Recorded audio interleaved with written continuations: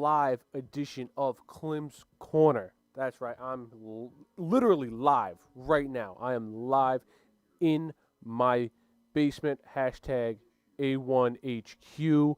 It's gonna be a fun night. I have a good feeling about this. That it's gonna be it's gonna be good today because we got the NFL draft going on, baby. Got the NFL draft going on. There's nothing better than this. There is literally nothing better than this day. Okay? If you're joining me, just cut me a little slack. It's my first time going live on YouTube. So cut me a little bit slack. For those watching, you make sure you go follow us here on Facebook, Instagram, Twitter, and YouTube at A1 Sports. You check out our website at www.a1sportsnetwork.com. There you can check out the blogs, different podcasts that we have, different writers that we have on there. Just it's all good stuff there. Make sure you just check it out. We have 5 podcasts currently on the network right now. We have my podcast, the A1 Sports Podcast. We have Craig Moffat's podcast at Moffat on the Mic. We have Mike Dawes' podcast, Gambler's Paradise. We have Matt Weinstein's podcast, The Phenomenal Forum. And we have Eric Weinstein's podcast, Top Pair. Okay? We have a whole bunch of stuff going on right now, and we're growing. We're a growing network, very young, started about a couple months ago. But it's going good. We're doing it. We keep going, but right now I'm here to discuss the NFL draft. So excited for this, and I'm very excited to see how this goes on. Because right now they're doing a virtual draft. We've never seen this before in our lives, a virtual draft. We don't know what the aspects of it's going to be. For those who have been watching, you've seen pictures there of how the GMs have their home offices set up and everything like that. So it's some people in their offices, some people rented Winnebangos, some people are just doing it the way they can do it. So it's going to be exciting to see how to do it. If you're watching ESPN right now, they have live footage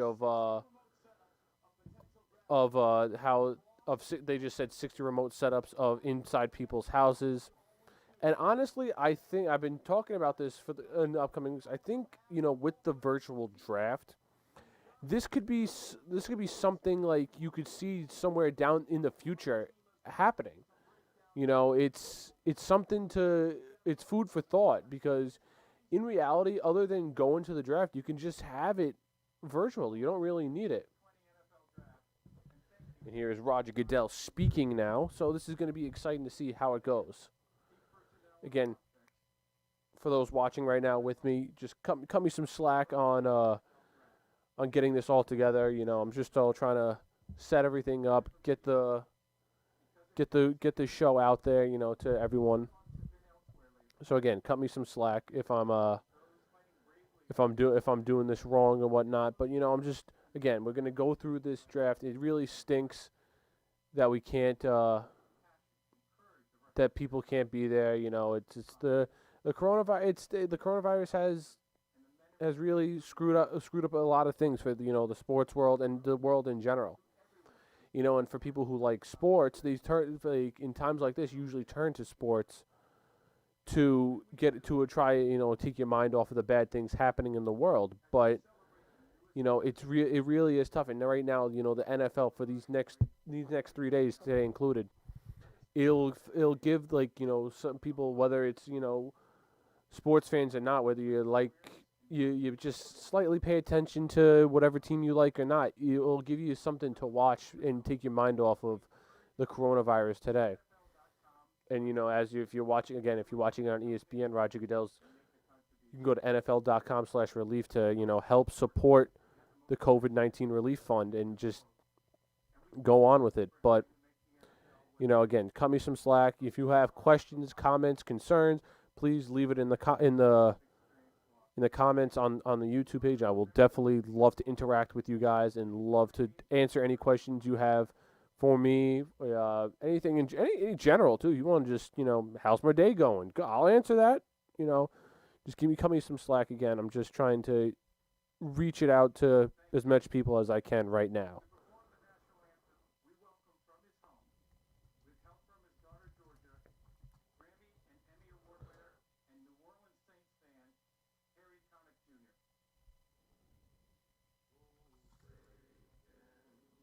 Take a moment of silence for the national anthem.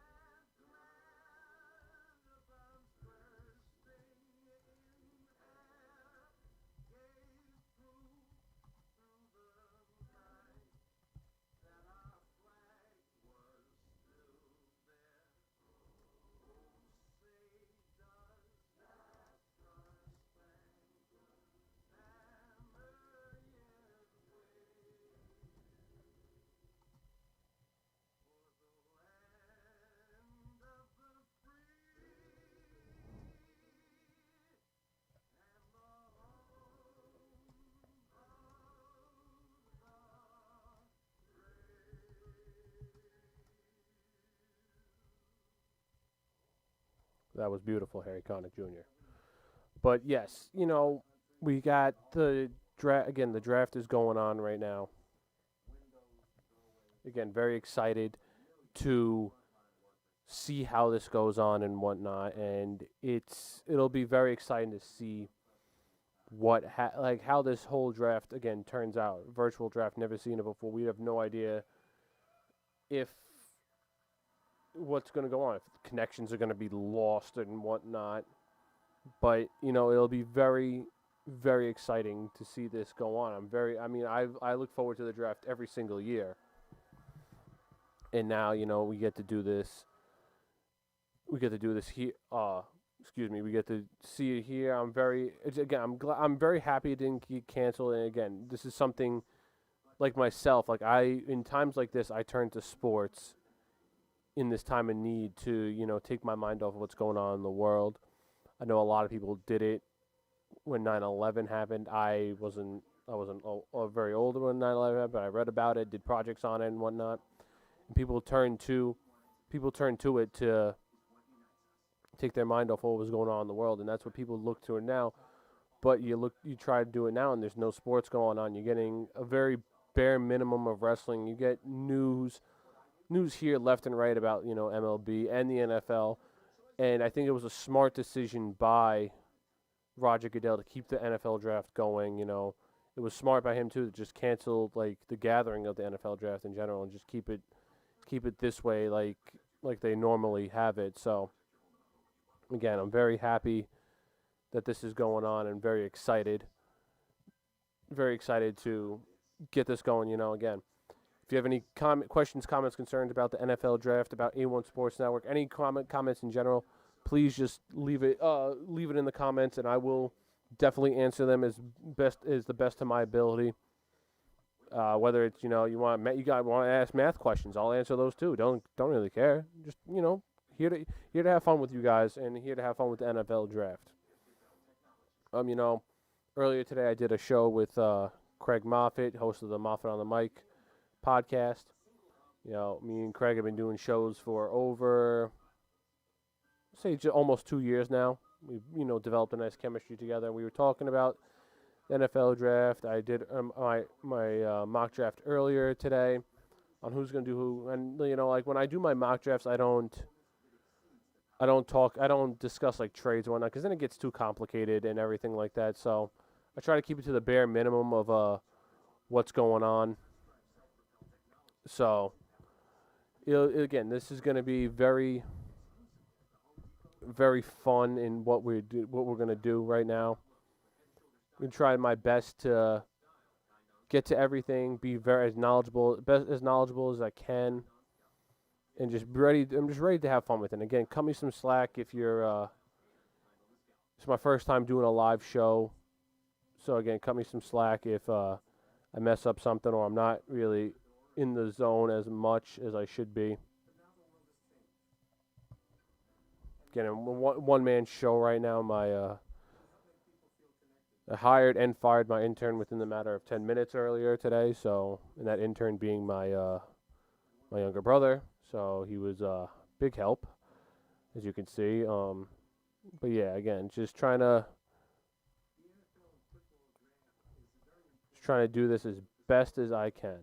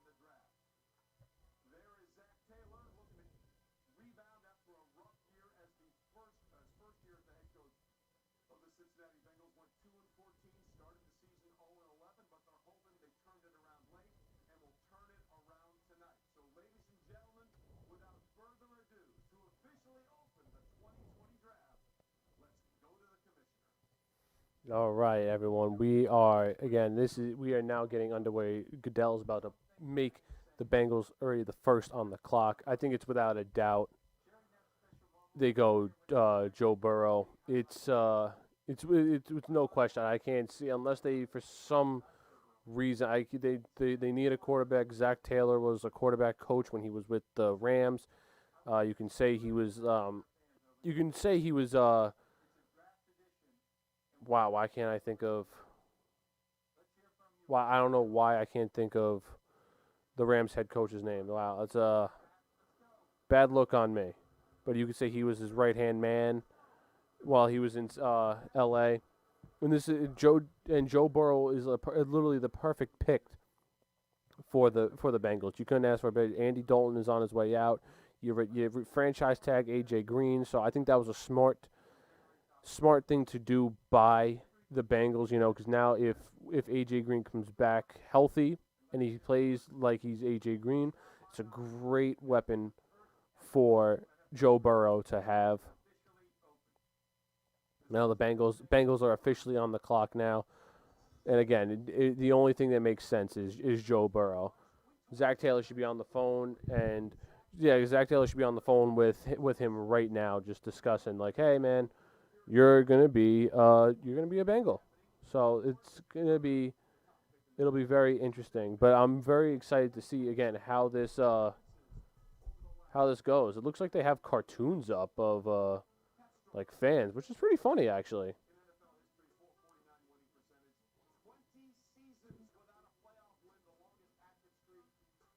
Yeah, we'll go, and this all stems back to when when they were just this when the Bengals were just constantly, they were a decent team, but like they just never were able to take that next leap forward. So I think Joe Burrow is undoubtedly honestly he's probably the best quarterback we've seen in a long time in the draft. Honestly, there hasn't been hype around this like this many this quarterback a quarterback like this in a long time. Granted, like when Baker Mayfield, Sam Darnold, Josh Rosen, and Josh Allen went into the draft, there was a lot of hype, and they were all good quarterbacks. But a guy like Joe, I haven't seen a guy like Joe Burrow go into the draft in a real long time. I mean, he's got all the attributes you want in a quarterback. He's got the height, he's got the arm strength, he's smart, he commands the field. Joe Burrow is the exact quarterback you want to build your franchise around, and the Bengals are going to have that guy. For those watching, fun fact: who was the last quarterback? Let me rephrase that. Who was the last first pick? What was? How am I rephrasing this? I know what I want to say. I'm just thinking how to say it. What? When was the last time the Bengals held the first overall pick, and who did they pick? Okay, if anyone, for the people watching, if you know, please comment. If not, you got a couple seconds for me until I give out the answer.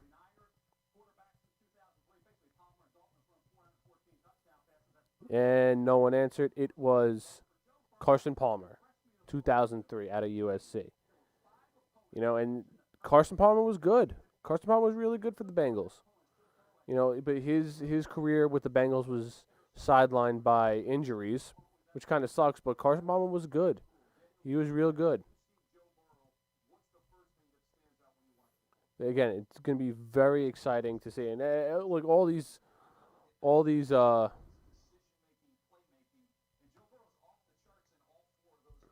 am I saying? All these analysts they're already dubbing the Bengal. Okay, and even like I mentioned on me and Craig mentioned it on the Moffat on the Mike show that the first two picks are really easy. We know who the first two picks are going to be. It's going to be Joe Burrow and it's going to be Chase Young. Now I highly doubt the Redskins trade out of that second pick, but it's going to be Chase Young and Joe Burrow going 2-1. The draft literally starts once the third pick starts with the Lions, and the Lions is going to be very interesting. And for those who haven't seen it, I posted up my latest mock draft out on it's out now on the A1 Sports Network page. You can just check it up right here, www.a1sportsnetwork.com. Excuse me a second while I also go live on Instagram.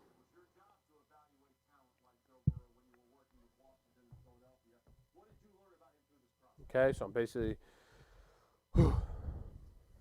yeah. So it's going to be very interesting to see what goes on. Okay, I see. This is the one thing I hate about drafts like this. Like we all know the Bengals are going to go Joe Burrow. I don't know why they wait so long. I think it's just like just the draw out the time and commercials and whatnot. So, what's up, everyone on YouTube who is just joining me now, and on Instagram as well. This is the first ever Klim's Corner live on YouTube and on Instagram right now. Doing a live draft reaction to this all. We got about 5 minutes left with the first pick with the Bengals. It's again very obvious that the Bengals are going to go Joe Burrow. They're just dragging it out as much as they can. The pick should be in any second now, And again, I think this is a very smart pick by the Bengals. I think Joe Burrow again, this is one of my favorite quarterbacks coming out of the draft in a long time. And I, as you can see, rocking the Sam Darnold jersey. I love Sam Darnold on my Jets. But there's this guy. He has all the tools, and I really like again, long time since we've seen a quarterback with these kind of tools, stats, and everything coming out into the NFL draft.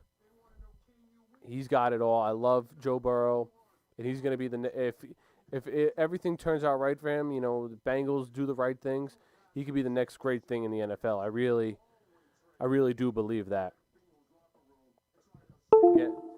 And again, like I said, when Craig and I were talking about it on the Moffat on the Mike show, the draft doesn't start until the third pick. Again, we know Cincinnati's going Joe Burrow, and we know the Redskins are going Chase Young. Real easy. If you're just joining me on whether it's YouTube or Instagram, ask me some questions, comments, whatever you got to do. Any comments you want to just ask how my day's going, you want me to solve some math problems, that's fine. I'm all ears. I'm all ears, but again, so happy the draft is going on right now. And as much as the COVID sucks, again, I mentioned it earlier, you turn in times like this, sports fans like myself and a whole bunch of other people who just who love sports, they turn to sports in times like this to get their mind off of, all the stuff that's going on in the news, the passing of loved ones and whatnot.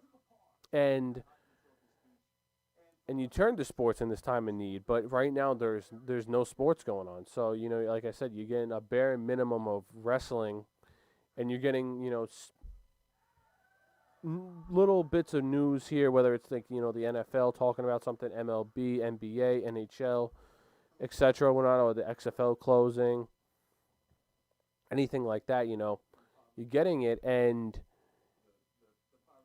it's just, it's you're getting it, but it's not, you're not getting like, oh, you can't turn on the Mets and watch baseball, or you can't turn on the Spurs and watch a basketball game. It's just, it's tough, and people, again, it really is. But we really gotta thank Roger Goodell for letting this happen and doing it the way, I don't think I've ever would give Roger Goodell praise in my life.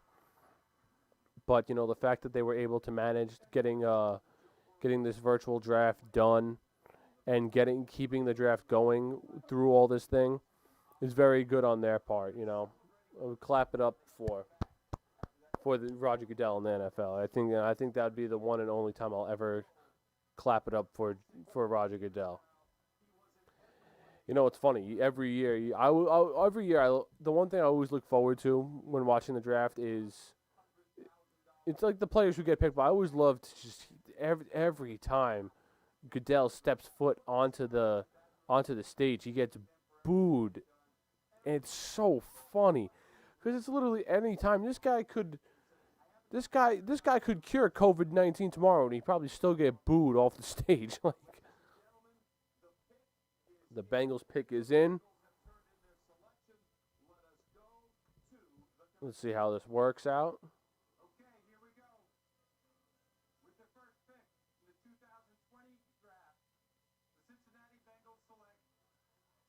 Yep, Joe Burrow. There we go. Joe Burrow. First overall pick to the Cincinnati Bengals. So easy. A little weird how Goodell's just reading off a card. It's right in his house. I don't think he really needs to read off a card. But congratulations, Joe Burrow. First overall pick. Like everyone knew, everyone and their mother saw this coming from a mile away. Since the season ended, the college season ended, everyone knew Joe Burrow was going one to the Bengals. And the crazy thing, too, about Joe Burrow? And it was just, this goes back to, what was it, the 2014 Ohio State championship team. They had Braxton Miller, JT Barrett, Cardale Jones, and Joe Burrow, all in the same quarterback locker room. Okay. Now I know you look at it now like, oh, J.T. Barrett and Cardale Jones and Braxton Miller really aren't anything in the NFL. But when those three guys were in college, they were some of the. I mean, Braxton Miller goes down with an injury, and Braxton Miller was at that time was I'm pretty sure he was a Heisman candidate before he went down with an injury. And then J.T. Barrett steps in, and he puts up a hell of a season. He looking like he's going to win the Heisman. Then he goes down with an injury. Then they're down to the third string quarterback in Cardale Jones, and Cardale Jones leads Ohio State to the national championship. I mean, it was incredible. You've never seen something like that where your starting quarterback and your second string quarterback go down with injuries, and your third string quarterback leads you to not only a Big Ten championship, a blowout in a Big Ten championship game, but a national championship with Cardale Jones. And Joe Burrow was the fourth string quarterback on that roster. So that shows how deep in college, how good recruiting Ohio State is, and how deep of a QB room that Ohio State had. So you mean, like, look at it this way. Braxton Miller, JT Barrett, and Cardale Jones were all set to win a national championship. I mean, all three of those guys led Ohio State to a national championship. And then you look at Joe Burrow, and it's like, oh, who's Joe Burrow? At the time, no one knew who he was. He starts at LSU and has one of the greatest college NFL seasons of all time, and greatest college football seasons of all time. It was insane how good he was. And again, just gives credit to how good of recruiters Ohio State is. Even keep going with Ohio State. They last year, you look at it now, Nick Bosa and Chase Young were on the same defensive line. Like, it's crazy. It's really crazy to think about. Like, Nick Bosa went 3 to the 49ers last year, and Chase Young is about to go 2 to the Washington Redskins. Like, that's an insane recruiting job by Ohio State. And one of my best friends, host of Gambler's Paradise, Mike Dawes, he's a big Ohio State fan. So I normally watch Ohio State games on a regular. And, getting to watch some of these guys, it really is incredible what Ohio State can do. Now, he's probably, if he's watching, I really hope he's watching, he's probably saying, oh, you're a closet Ohio State fan. No, I will bleed navy blue and gold till big Notre Dame guy here. But it's very interesting. So far, this is very, it's crazy. If you're watching it on ESPN, they're comparing, like, they always compare him, like, these players to, like, they always compare players to the guys in the NFL. And he's getting comparisons to Tom Brady. You see Jared Goff there in his, in recognition and athleticism. He's going to get, like, to Ryan Tannehill. Really? I don't really see Tannehill in him. Maybe an older, like a younger Tannehill, but not now. So, yeah, Ryan Tannehill, Jared Goff, and Tom Brady, a combination of. Not a bad combination to be if you were Burrow.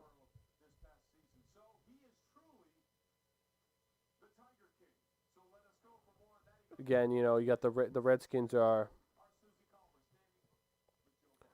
Redskins against anything that we saw if you were Burrow this past season. Redskins are next coming up, and now again, very easy that we all know who the Redskins are going to draft. It's going to be Chase Young. You put Chase Young in that defensive line core with Jonathan Allen, Montez Sweat, Dwayne. I can't remember the other guy, the other D tackle, but he's good, and Ryan Kerrigan.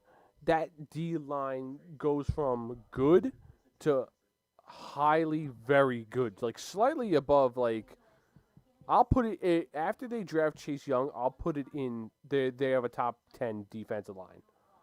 Top 10. That's how good that defensive line will be. Jonathan Allen had a good year last year. Montez Sweat has tons of room to grow, and Ryan Kerrigan is a seasoned vet. Okay, Ryan Kerrigan is probably one of the most underrated defensive players in the NFL. You know, so it's going to be again very interesting to see if they actually do. You know, there were some rumors that the Redskins might trade. So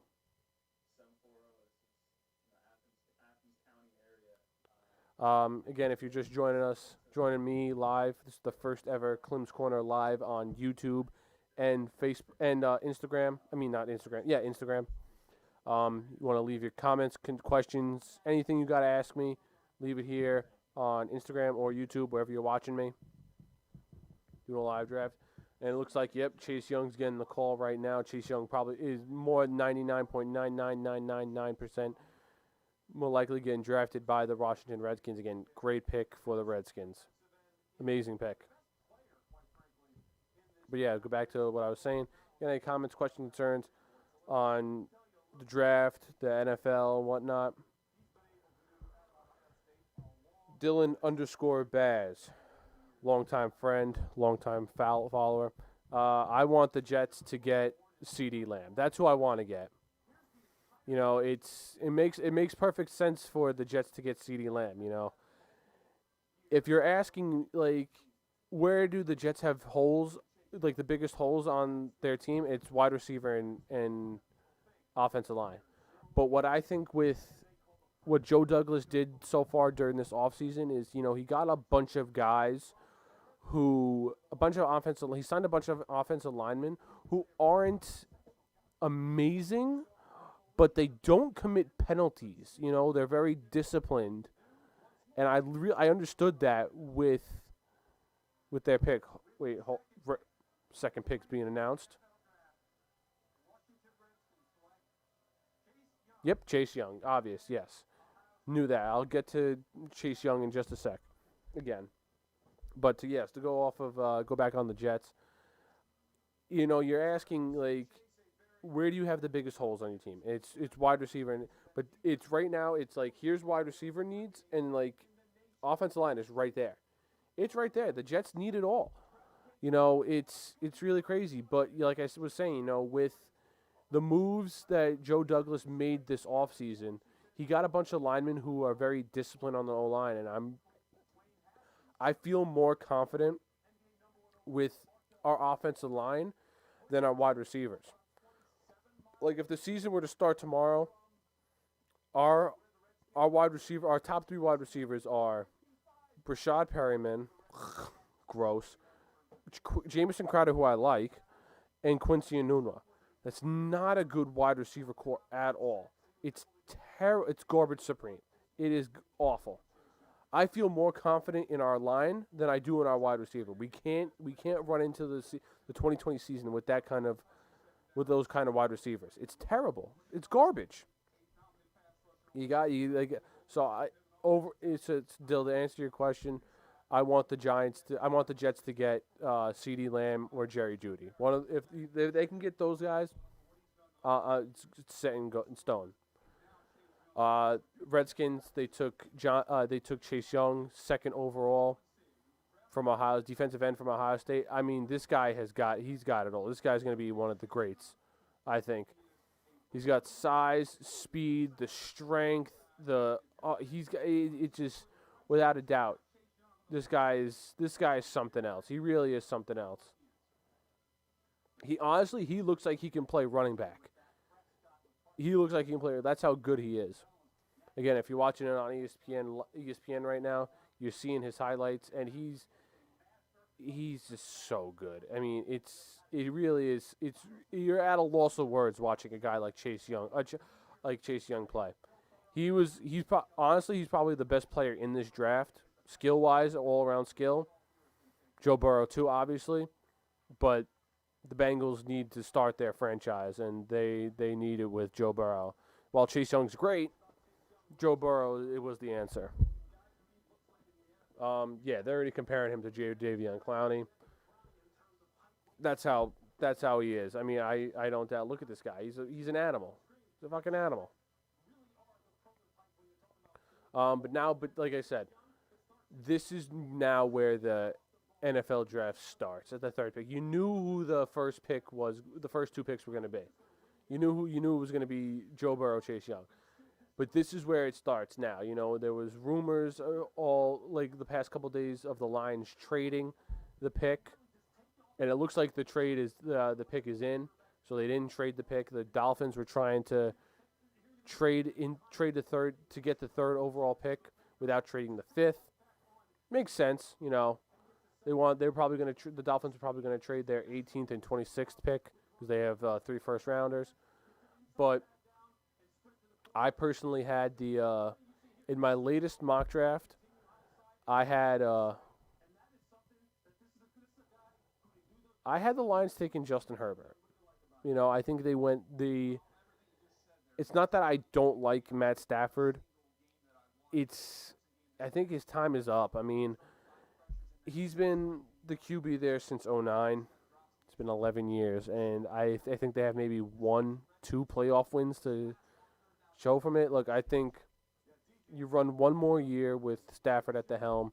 I'm not sure how much money he has left on his contract. I'll look that up right now. But yeah.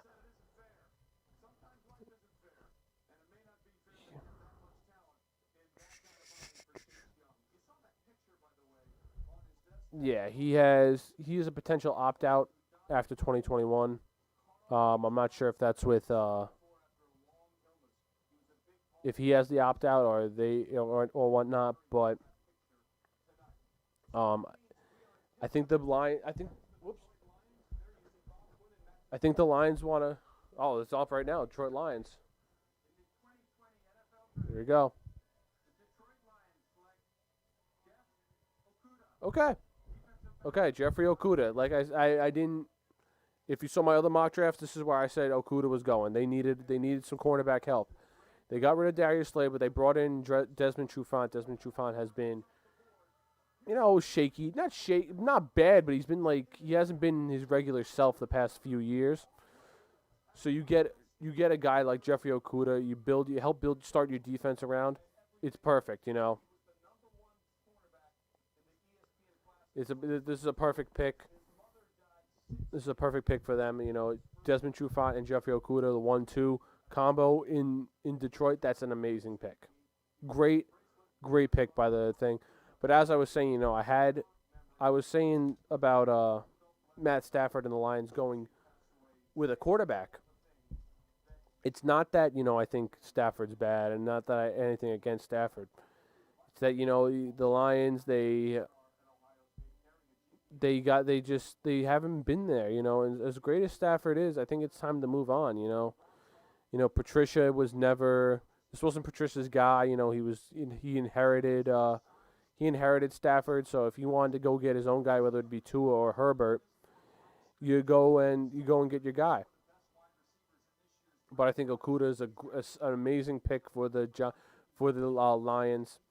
And he'll be a great pairing alongside Desmond Trufant. And again, now at the 4th overall pick, we have the New York Giants. The Giants can go a couple different ways here. In some mock drafts, I've had them taking Isaiah Simmons. The only problem with Simmons is, and I talk to people about this, Simmons doesn't have a position right now. He doesn't. He's not. He could play safety. He could play linebacker. He's a pass rusher. He plays a bunch of different. It kind of stinks though, because last time we saw a player like that was Mark Barron. He was too small to play linebacker, but he was too muscular to play safety. So they had him as a hybrid rover kind of player. It didn't really turn out for him. Granted, though, Isaiah Simmons is yards better than what Mark Barron was in college. So it's gonna be very interesting. Isaiah Simmons I like Simmons, but I've talked to Giants fans and whatnot, and this makes sense too, to go after one of the linemen, whether it be Tristan Wirfs, Jedrick Wills, Andrew Thomas, or Mekhi Becton. One of those guys. They need offensive line help desperately. It was just you saw it last year. They got to give Daniel Jones some time to throw. They got to open up some holes for Saquon. Like as good as a quarterback, as good as a running back Saquon is, a running back and a quarterback are only as good as their offensive line. And you even saw that with the Jets this year. Le'Veon Bell's a great running back, but he had no holes to run through this year, and you saw his game diminish. As I don't even think he eclipsed 800 yards for the Jets. So the Giants can go either way. Either way, they're good. Whether they go Isaiah Simmons at linebacker, or if they go one of the four linemen here, whether it be Wills, Becton, Thomas, or Wirfs. They'd be set off either way. If I was a betting man and gambling man, I would say they would be drafting an offensive lineman. Personally, I think it's kind of tough to pass up Isaiah Simmons because this kid is freakishly good. He's freakishly good. The only problem is, again, like I mentioned, you don't know where to put him. You don't know if you're going to put him at safety. You don't know if you're going to put him at linebacker. It's tough. It really is tough. No free ads for Coke. Drinking Coke, by the way. No free ads for Coke. But yeah. Again, this is where the Lions pick was where, because this is where it's unpredictable right now. And you can see the Giants are really thinking about this because they got 3-something left, just about less than 4 minutes left with this pick. Again, it'd be very interesting. If you're just joining me live now on YouTube and Instagram, make sure you follow us on Facebook, Instagram, Twitter, and YouTube at A1 Sports Network. Check out our website, www.a1sportsnetwork.com. If you have any comments, questions, concerns, please feel free to leave them on the comments on YouTube or here on Instagram. Whether it's about the NFL draft, wrestling, I'm a wrestling guy, baseball, want me to solve some math problems, anything in general you want me to answer, I'll be more than happy to answer any questions you have. So yeah, that's going on now. But I'm kind of liking the way they got this virtual draft going right now. Other than just the crowd and the players walking across the stage, this is kind of like a normal draft of how it would be. I'm not really like, wow, like there's nothing really completely different, like I said, other than a crowd and the players just walking across the stage and grabbing the jersey and shaking Goodell's hand. Like, nothing's really changed. So, I'm like I said, I'm happy that this stayed, this went on. I'm very happy that the NFL was able to continue with this and make sure that the draft was going on because, again, people in times like this where people usually go to sports to just distract their mind of what's going on in the news, distract them with what's going on in the world and whatnot. But right now they don't have there's no sports to go to. You don't have baseball. You don't have the NBA playoffs or NHL playoffs. There's nothing like that to go turn to in these times of needs. So for these next couple of days, you're able to take your mind off of what's going on in the world, whether it's what's going on in the world right now. So this is a very good thing that the NFL keeps going on. I actually am praising Roger Goodell for it. Yep, Eric Weinstein. Yeah, I couldn't agree with you more. It's got to be either Simmons or one of the four linemen at 4. It's got to be. You can't go anywhere else. Because other than that, the only other players I could see the Giants grab is CeeDee Lamb or Jerry Jeudy because they need a wide receiver. But they're not going to reach for. They're not going to reach for a wide receiver here, so they're going to take Isaiah Simmons. Great on defense. The only problem is you don't know where you're going to put Isaiah Simmons, whether it's safety or linebacker or both. Matt Weinstein, I bet they don't take Tua. I wasn't big on Daniel Jones last year. I really wasn't. I didn't like the pick. I thought they would have been better off waiting this year and get Herbert or Tua. But it's whatever. I mean, this is why I don't pay me the big bucks to make these things. But Daniel Jones didn't have a bad year for the Giants. He had a typical rookie year. I thought he was, just average rookie. Nothing bad, nothing good. So but I feel like he has to take this next step this year for the Giants, and it'll be exciting to see what he does. But you got to get a lineman to open up these holes for Saquon.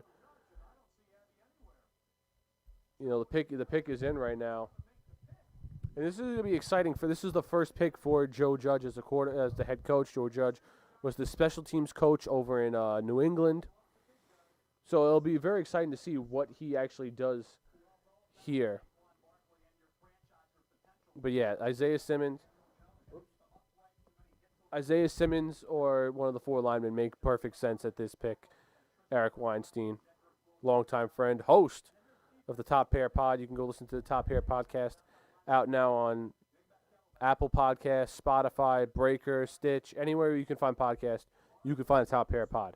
Great hockey podcast. If you want to go listen to those guys, they've been putting out great content on a weekly basis for us. Couldn't be more thankful to have them here on the network.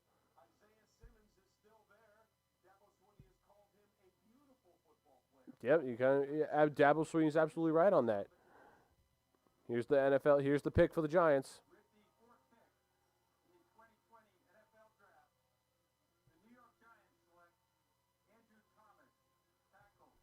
Smart pick. Andrew Thomas is a good pick. Good pick for the Giants, honestly. I think a good pick. I mean, I had in my mock draft, my last mock draft, I had them taking Jedrick Wills, the offensive tackle from Alabama, but this is equally just as good. Not that I hate this pick, I just don't think. I mean, it's a safe pick. You pick a lineman, it's a safe pick in the draft. It's something it's something the Giants desperately needed. They need help protecting Daniel Jones. They need help making holes for Saquon. It's a safe pick. Yeah, I think he'll be a fine. He'll play right tackle for now. While Nate Solder is still the commanding left tackle. So he'll be. I think he'll be fine. I think he'll do again. Good pick for them. You can see if you're watching on ESPN right now, he creates big holes, and again, something Saquon would love. Saquon can't do it all, so to have him on that offensive line open up those holes a little bit more, this is a good pick. A good pick, safe pick by the Giants. Right now, the Miami Dolphins are on the clock. They were trying to. This is their first of their 3 first-round picks this year. It'll be very interesting to see what the Dolphins do here. Everyone's saying, "Oh, it's either going to be Herbert or Tua." If you want my real personal opinion, I don't think they go quarterback here. I think they go offensive tackle. And hear me out for those watching.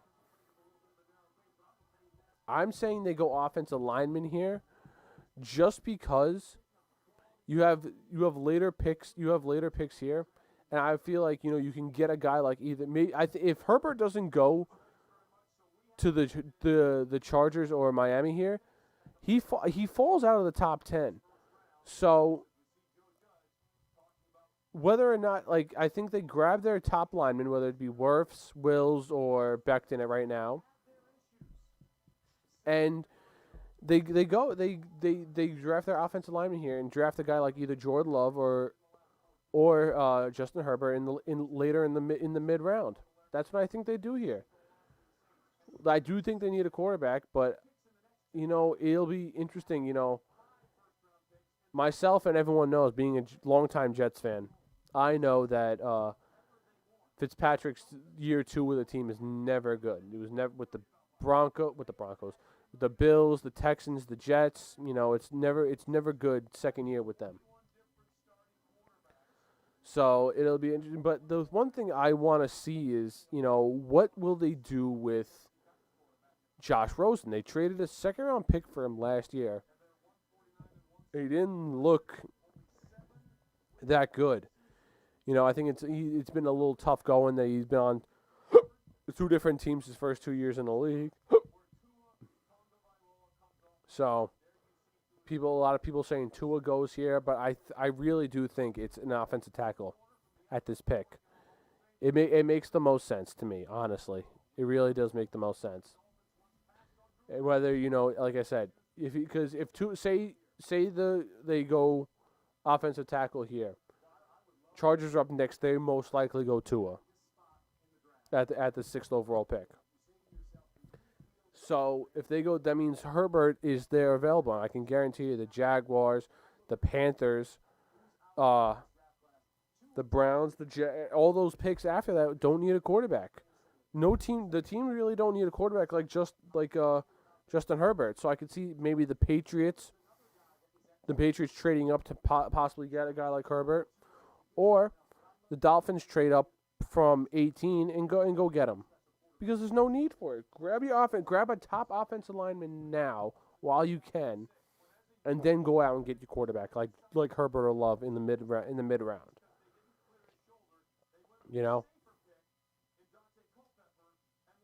The pick is in now.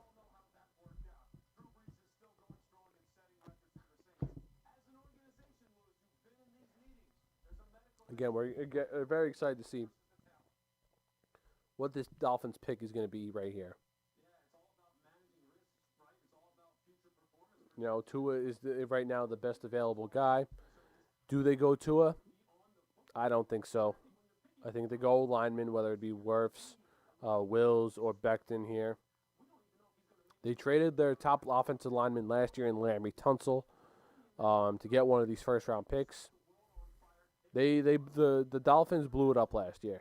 They real blew it up. They got to get this offensive some help. They did a decent job during this offseason so far. Of they got Byron Jones, cornerback from the Cowboys, and Kyle Van Noy. That's one of Brian Flores' guy when they were both in New England. So they're building it up slowly. You already have Xavier Howard there and a great corner to go along with Byron Jones. Chris Wilkins is there with Shaq Lawson, two defensive linemen to have. So, again, my reasoning behind the Dolphins going a lineman here is I think Herbert falls to somewhere in the mid draft, and I think Jordan Love will be there too. So go out and get a top lineman now to help protect whoever your quarterback is. Whether it's Fitzpatrick, whether it's Rosen, whether it's whoever you draft, I think it's got to be one of those guys. It's got to be. It makes the perfect sense.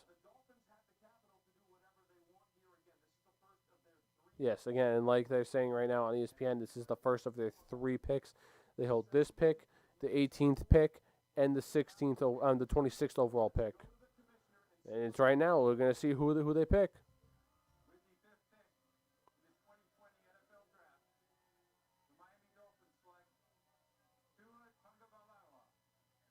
Wow, he butchered that last name. Tagovailoa. Tua Tagovailoa has been taken 5th overall by the Miami Dolphins. I understand why they get it, why they did this pick. I just don't agree with it. I am not big. If you listen to if you were on here earlier with me and Craig, I mentioned that there's a lot of injuries with Tua. While he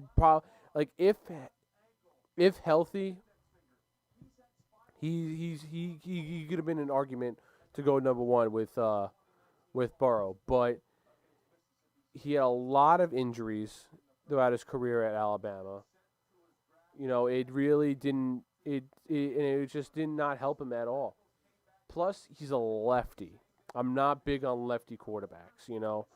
If you can name me five. I did this. I think on an earlier A1 Sports Network podcast. If no one can name me 5 good lefty quarterbacks ever in the NFL. It's like Mike Vick, Steve Young, If you want to count Mark Brunell, that's really it. Honestly, there's really, it's really no. There's no one there that's good lefty. I can't trust a lefty quarterback, and especially one who's constantly injured too. So it'll be very interesting to see what will Miami do this season. Will they start him right away? Will they let him sit behind Fitzpatrick and Rosen? What are they going to do with Rosen now? It's going to be interesting. But I liked Tua a lot at Alabama. Yeah, Mel Kiper couldn't be more. That's probably the smartest thing Mel Kiper's ever said. He's not the one thing about Tua you can bank on is him. He's a precise thrower. When he came in for Jalen Hurts 2 years ago and he was throwing perfect bombs first time in, I'm like, oh my God, this guy's the real deal.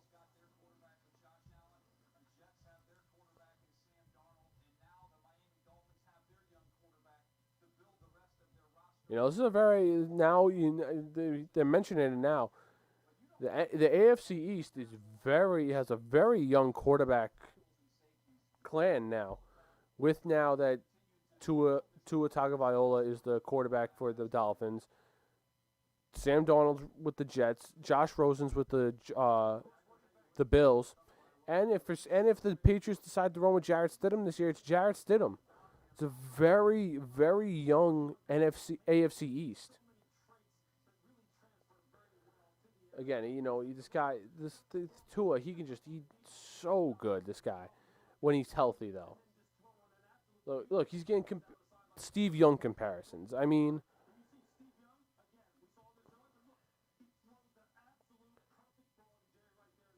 he's so good. Like I said, if he was healthy, if he had a healthy season, you can argue with him. He goes number one to the Bengals. He's great. He's great in the pocket. He can move. Great deep ball. Incredibly accurate. And again, he's comparing him to other. They're comparing him to other lefty great quarterbacks, like I mentioned, Steve Young and Mark Brunell. It's the only comparisons you can make because it's so tough for a lefty in the NFL.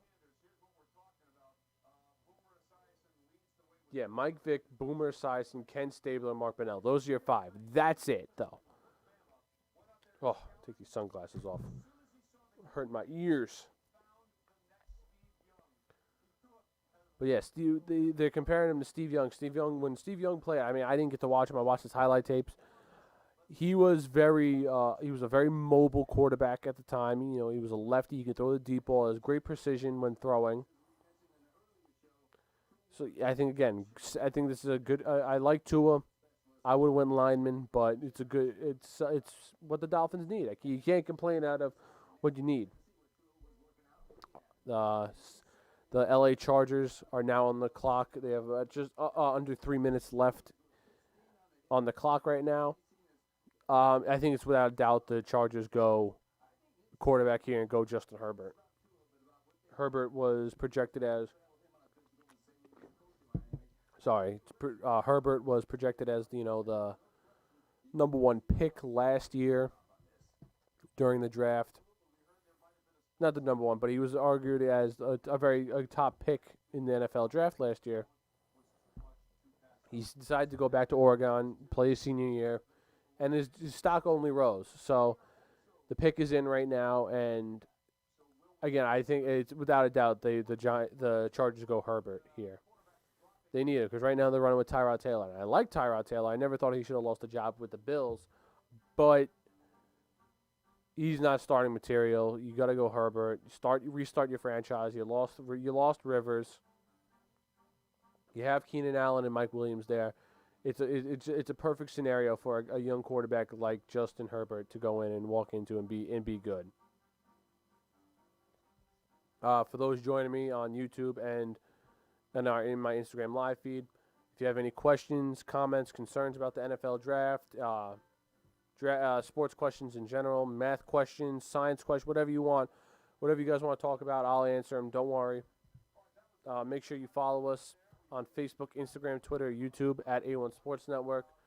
Make sure you check out our website, www.a1sportsnetwork.com.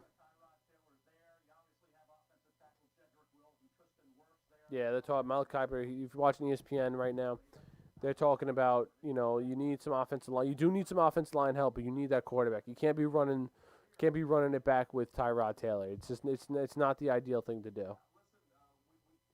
It's not ideal. They go after Herbert again. You have your wide receivers there in Mike Williams and Keenan Allen. You have a tight end in Hunter Henry. It makes perfect. Austin Eckler's there. Austin Eckler had a hell of a season last year. You need, like they're saying, that you need something. You need someone you can build a franchise around. And Herbert's the guy. I mean, last time I saw someone who was a top pick the previous year go into the senior season, and then get drafted was Jake Locker. I don't think he'll be Jake Locker, but you never know.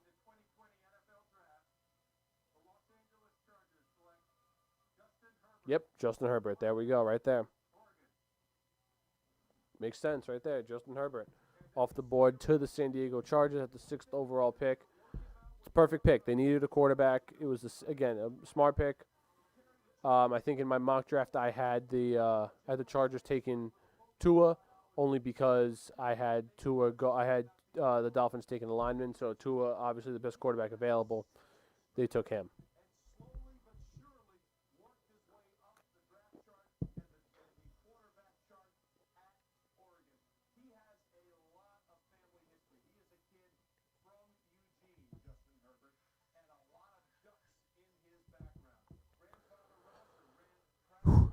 But again, yeah, great pick here by the Chargers. Justin Herbert will be a great fit for the Chargers offense there. You saw they had. I honestly thought with the Chargers that they were going to stick with Rivers for one more year, draft a quarterback like Herbert, and have Herbert sit behind Rivers for 1 year. Let him learn the ropes behind Rivers. Well, I thought that would have been the smart thing to do. But you saw the Chargers get rid of Rivers, and now Rivers is with the Colts. But again, you're watching the highlight. Again, like I mentioned, last time I saw someone go back into the draft, go back into their college, do their senior year, was Jake Locker. Jake Locker, his junior year, going into the draft, was projected the number 1 overall pick. I forgot what year it was. I think it was, I want to say 2012. Somewhere around that 2012, 2013 maybe. I forget off the top of my head. But his junior year, he was projected as number 1 pick. He was like, you know what? No, I'm going to go back to my senior year. Goes back to his senior year, and his stock fell tremendously. I think he went 10th overall to the Titans, and he was just not he did not transition well to the NFL. Whether, it was good or not, that he stayed that extra year or not, we'll never know. But, that was the last time you saw this happen. I don't think that'll happen with Herbert this year. I think he'll be a decent quarterback. But I just wish that the Chargers were smart enough, kept Rivers for 1 more year, let Herbert learn behind Rivers for half the season or whatnot, the whole year, whatever they wanted to do, and let him learn there, and then he'll take over the ropes the following year, and Rivers could have retired a Charger. But yeah, that's what I gotta say on Justin Herbert. We're only 6 picks in, and there's been 3 quarterbacks taken off the board already, and it's within question too that later on in the draft that Jordan Love gets picked.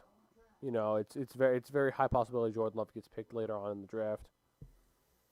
Right now the Panthers are on the clock. Their pick is in, so by the time they come back from commercial, I bet we'll figure it out. I have the Panthers taking Derek Brown, the defensive tackle from Auburn. Derek Brown, This guy is ferocious on that defensive line. This guy's a stud. You couldn't. He's amazing. He's really good, but and they need help. They got their quarterback situation done. You know, they got Teddy Bridgewater. They got Teddy Bridgewater at quarterback with P.J. Walker. I like the signing of P.J. Walker from the XFL. Lions are still probably going to suck. You're absolutely right, Dylan.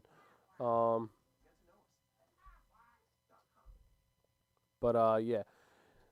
Panthers are on the clock now. They need I like the addition of Teddy Bridgewater and P.J. Walker. P.J. Walker was amazing in the XFL. I love that guy.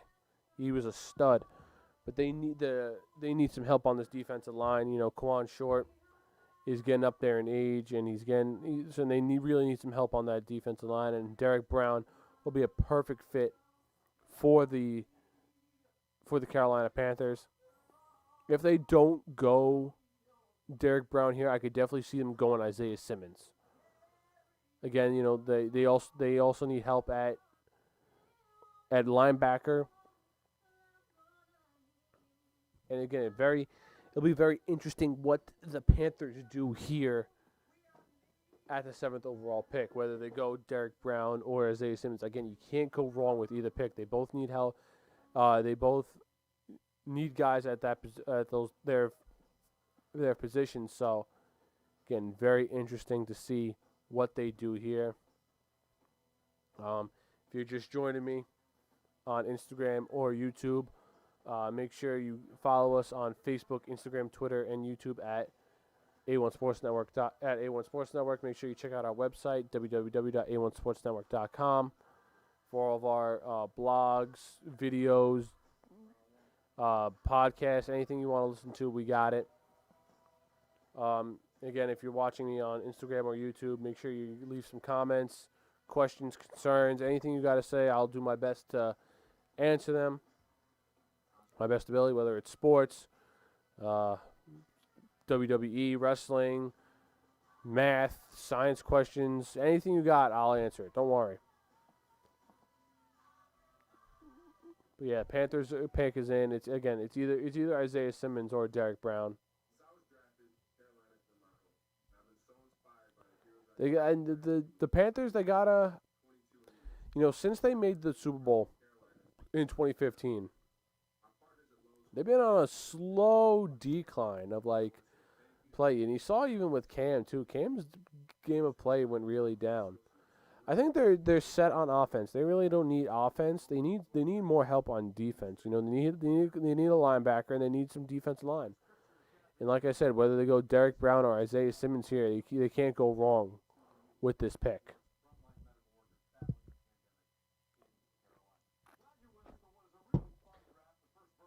And again, it's a virtual draft. The virtual draft is going on.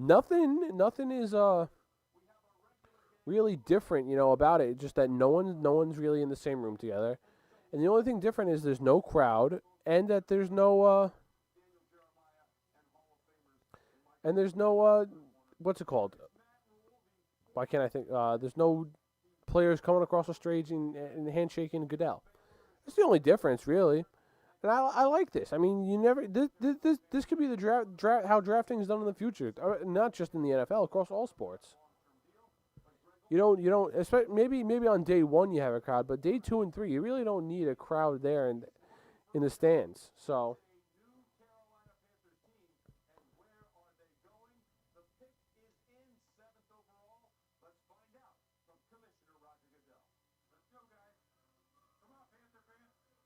Here goes Goodell, about to pick.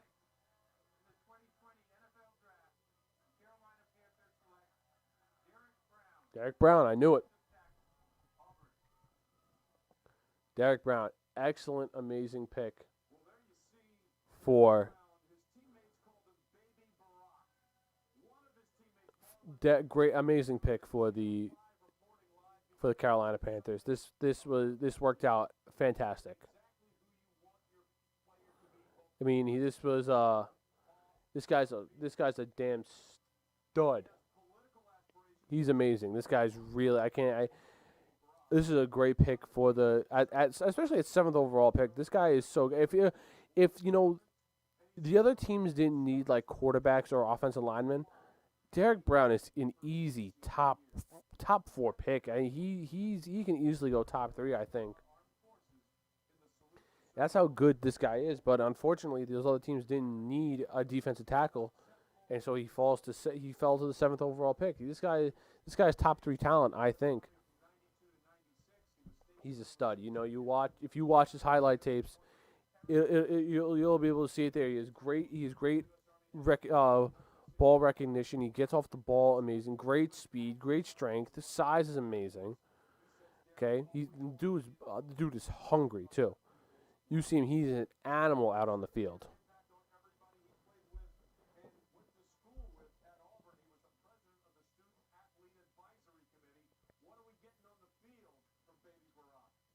Again, you're watching ESPN right now. You could see his brute strength he has, and he's able to just bully people on that defensive line. You see in highlights against LSU. LSU had arguably the best offensive line in college football, and you see him; he's just tossing them around left and right. Look at that! See, amazing. His strength is unbelievable. This guy is going to be the next great D tackle in the NFL.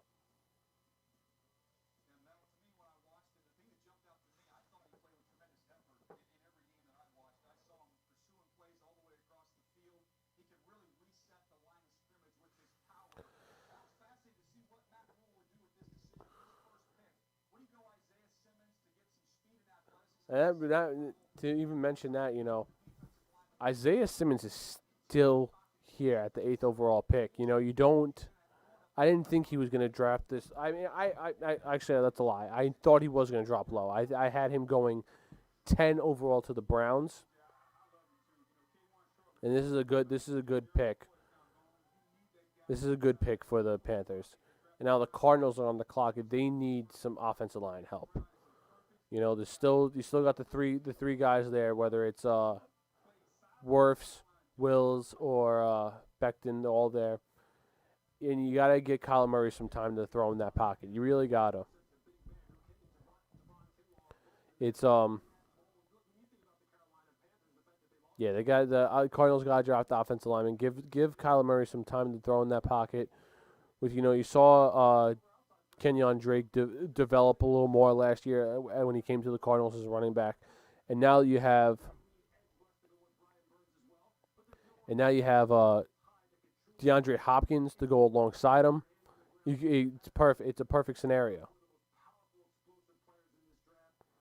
It's a perfect scenario for DeAndre Hopkins, Larry Fitzgerald, Kenyon Drake, and Kyler Murray all in that same offense. It's perfect. It is a perfect offense for them to do.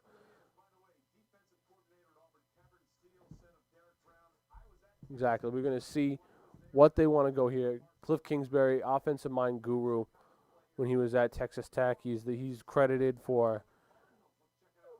Pick is in. Here it goes.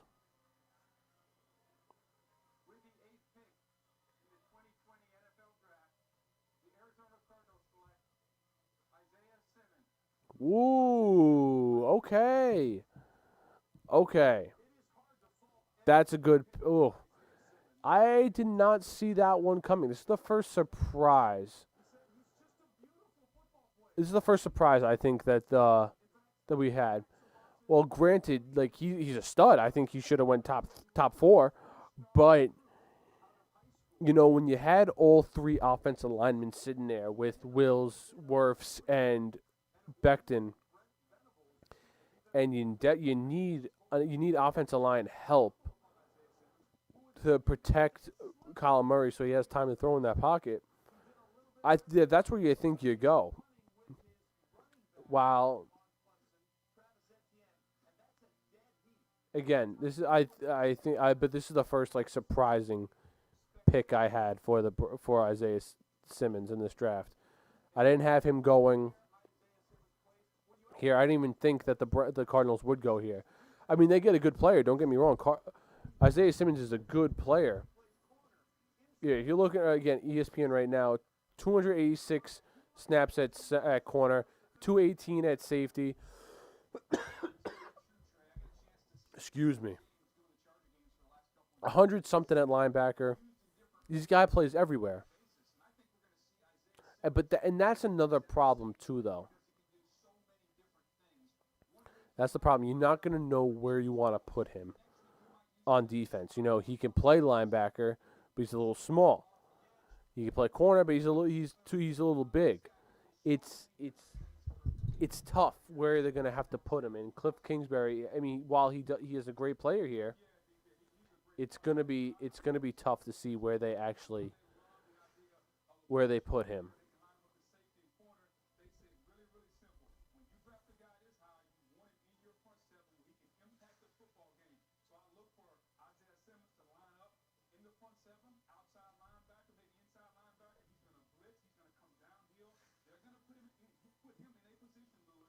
I can see him playing like. I can see Isaiah Simmons playing like how the Jets use Jamal Adams a bit. While granted that Jamal Adams is a safety, you see Jamal Adams play like a rover linebacker sometimes for the Jets because that's how good he is. You see him line up as like an outside linebacker, blitz off the edge. You see Jamal Adams playing a great safety. He's a ball hawk. And I think that's where you want to see Isaiah Simmons be as a player. You want to see him where he could play safety, but he can also, like if you want to send him on a blitz, there's no problem with him sending him on a blitz because you can do that. Like Jamal Adams.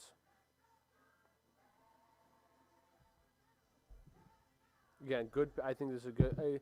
It's a surprising pick by the Cardinals, but they're getting an amazing player. I just figured, they need offensive line help. I think they would have went Wills, Wirfs, or Thomas. But the Jaguars hold a pick now. Jaguars, they need a lot of defensive help, as they basically sent away the whole defense last year. They traded away Jalen Ramsey. They have no safeties and no good safeties at least. So they got to rebuild this defense. So I think I had them take. Who did I have them take in the draft? I had them in my mock draft. I had them take Okudah. I had Okudah fall all the way to 9. Doesn't mean I don't think they'll. I still think they'll go corner then. If that's the case, I think they will go C.J. Henderson, cornerback from Florida. He's a very good cornerback. Very good cornerback he is. I think he's going to take it a little too high, but the Jaguars desperately need it, and I think they'll draft him here, whether it's him or no, it's going to be C.J. Henderson. I'm going to say it's going to be him. If you're just joining me live now on YouTube or Instagram Live here, make sure you follow us on Facebook, Instagram, Twitter, and YouTube at A1 Sports Network. Check out our website, www.a1sportsnetwork.com, for all our latest blogs, podcasts, videos, anything we got on there. You can check it out. And if you have any questions, comments, concerns, anything about the NFL draft, sports, baseball, wrestling, food, I'll want me to solve some math problems, I'll do that. Whatever you got, I'll be sure to answer them. Unfortunately, we got 30 seconds left in my Instagram Live feed, so probably not going to go back on Instagram Live, at least for a while now. I'll probably do the Jets pick live on Instagram, but then that'll be it. And then I'll probably do the last 5 picks live on Instagram. So for my Instagram Live, I'll see you guys next time. I'll see you guys soon.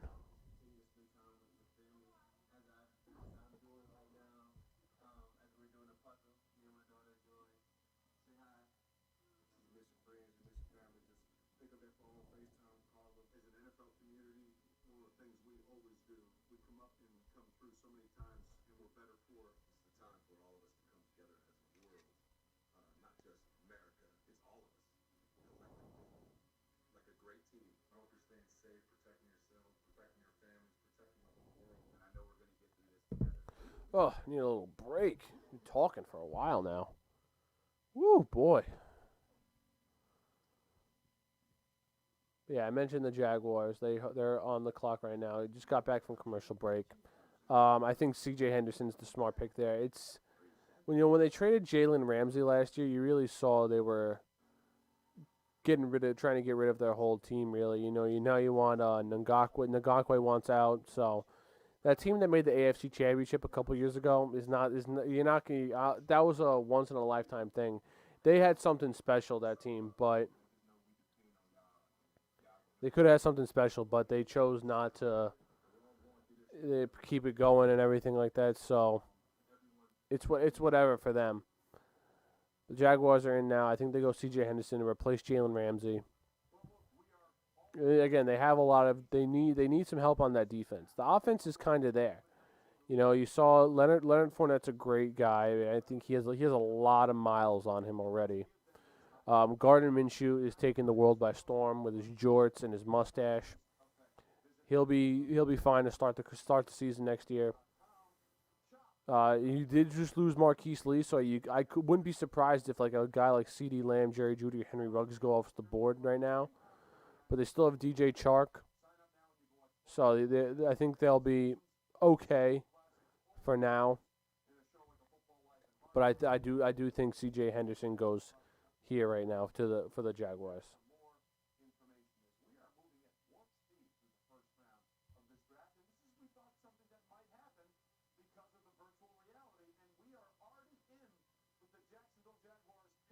Pick is in.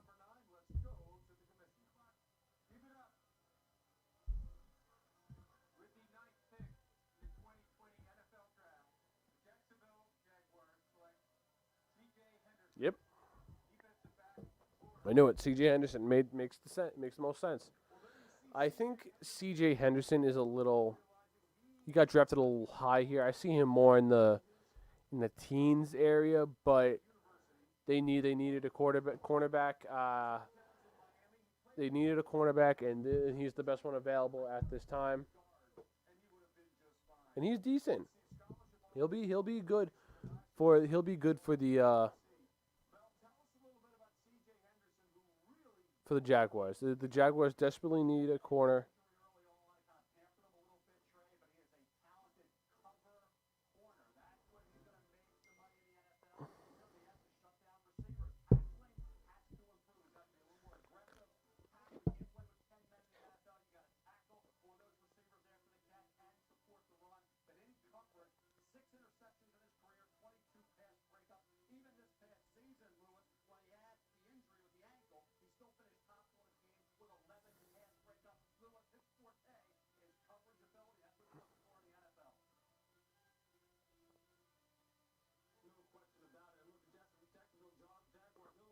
Again, I like Henderson a lot, but I think he was more of a mid-teens corner draft pick, like 15, 16, somewhere around that area. I think they overdrafted him a little bit, but I don't think I think he'll develop nicely in the NFL. It'll be very interesting to see how he'll go with the Jaguars. Browns are on the clock right now. It's very interesting to see what the Browns do here. Now they need some offensive lineman help. They also need a safety. I can see them overdrafting Xavier McKinney from Alabama or Grant Delpit from LSU, but they need offensive line help a lot, and there's still 3 solid offensive line left with Wirfs, Wills, and Becton on there. So I think they go one of the offensive linemen here, and they just solidify and try and give Baker as much time as he can to throw. They gotta create time for Baker to throw it in that pocket, because we all know Baker can throw is greatly accurate. He just has to get it on the point.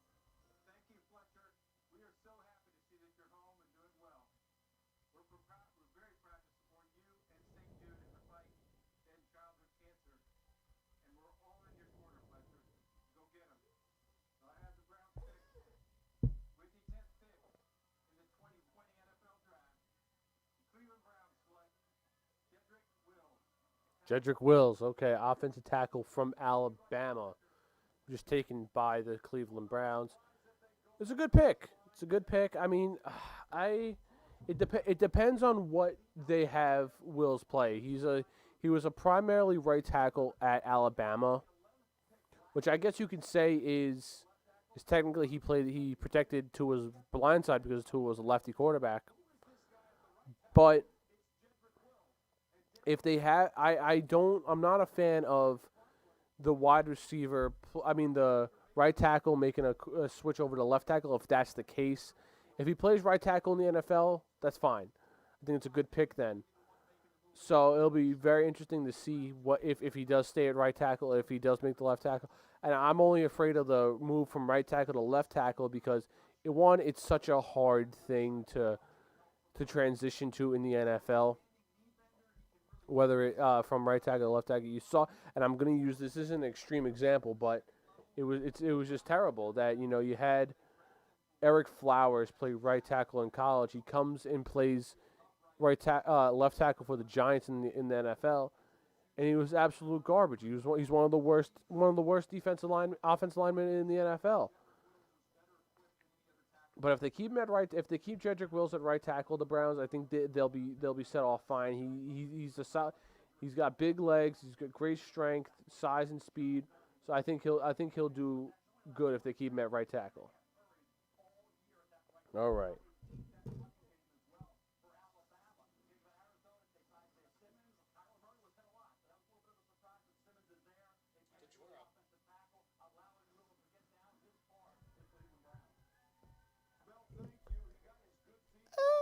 It is time. The Jets are on the clock. I am ready for this pick. I'm nervous. I really don't know what they'll do here. It's the Jet. I don't want an offensive tackle. I don't want it. As much as it'll help us, and I think, and you got two good ones available in Becton and in Wirfs. I just don't want one. I think we need the wide receiver. I think we got to go wide receiver here. It makes the most sense. If you go after CeeDee Lamb or Jerry Jeudy, those are the two guys you want. Because if you look at the Jets right now, they have a decent amount of linemen, but they have garbage wide receivers. It's complete garbage. Like I feel more confident in our offensive line than we do our wide receivers. Like it's really bad. The wide receiver situation for the Jets is really bad. You can't be running into the season with Brashad Perryman, Quincy Enunwa, and Jamison Crowder as your top three wide receivers. While yes, Jamison Crowder did have a good season last year, you can't rely on him for all your passes. You need more help. That's why I think personally the Jets got to go wide receiver. The first two picks that they have, the first round and the second round, they got to go wide receiver. And then can you imagine the Jets running with Le'Veon Bell, CeeDee Lamb for the next couple of years? It'll be madness for the Jets. It'll be madness. With the Jets, like as much as I like Becton and I like Wirfs, I think you got to go wide receiver here. Joe Douglas brought in enough linemen this year to survive this year, and potentially, if you want to you still can trade for Trent Williams. That's out there. That option's still out there.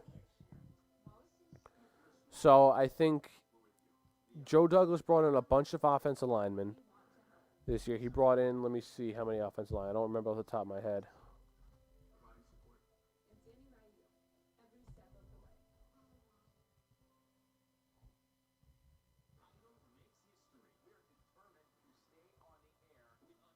He brought in three offensive linemen.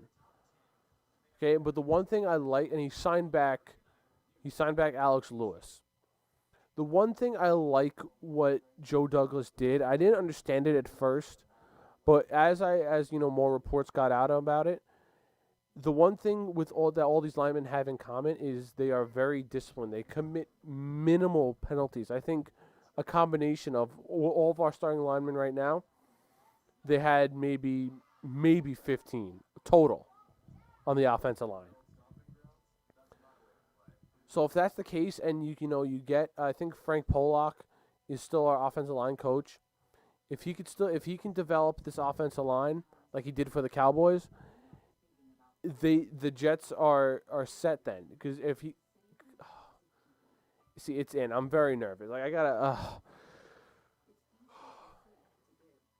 very nervous watching this. This is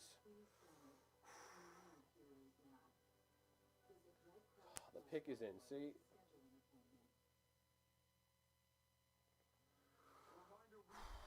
Come on, Jets. I can't. This is I'm bald because of my sports fandom. I credit that my sports fandom to me being bald. It's got to be Judy or Lamb. It's got to be Judy or Lamb.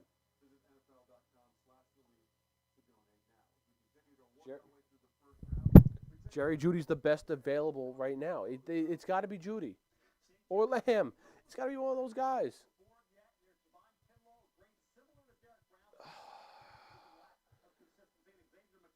It's I can't.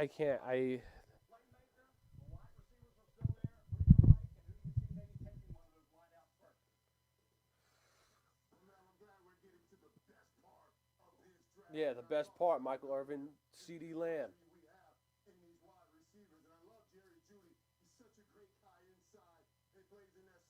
They're talking about him. They're talking about Judy, man. It's got to be Judy. It's got to be Judy. C.D. Lamb. Talk about C.D. Lamb. It's got to be C.D. Lamb. It's got to be C.D. Lamb. Oh, my God. I'm going to have a damn heart attack watching this.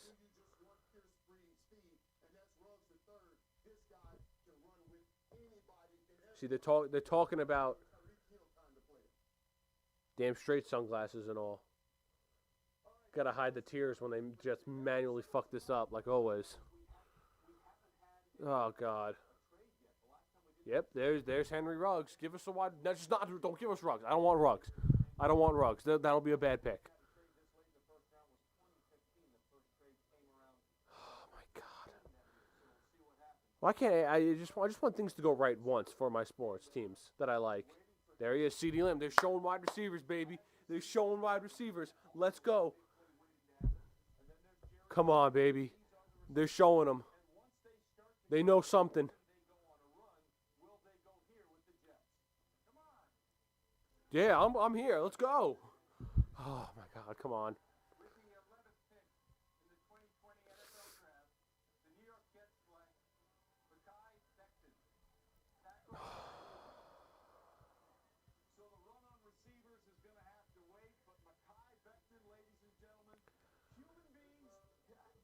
God damn it.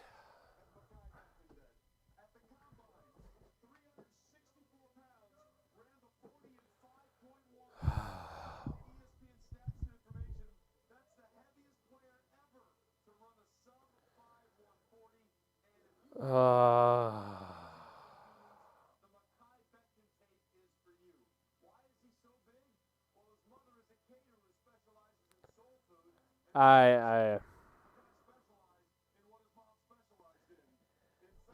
see. It's not that I don't think Becton's a good pick. I like Becton, but we needed a wide receiver. We don't. It's God damn it, man.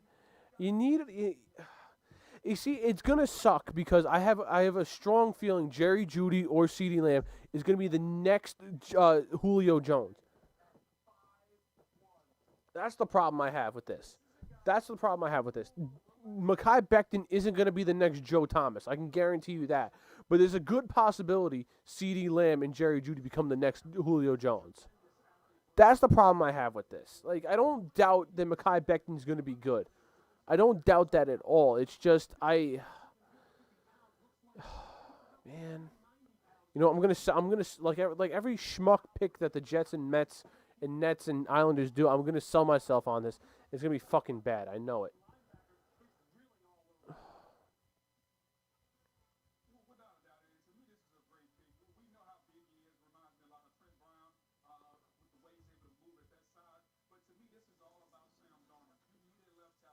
Yeah, I see. I get.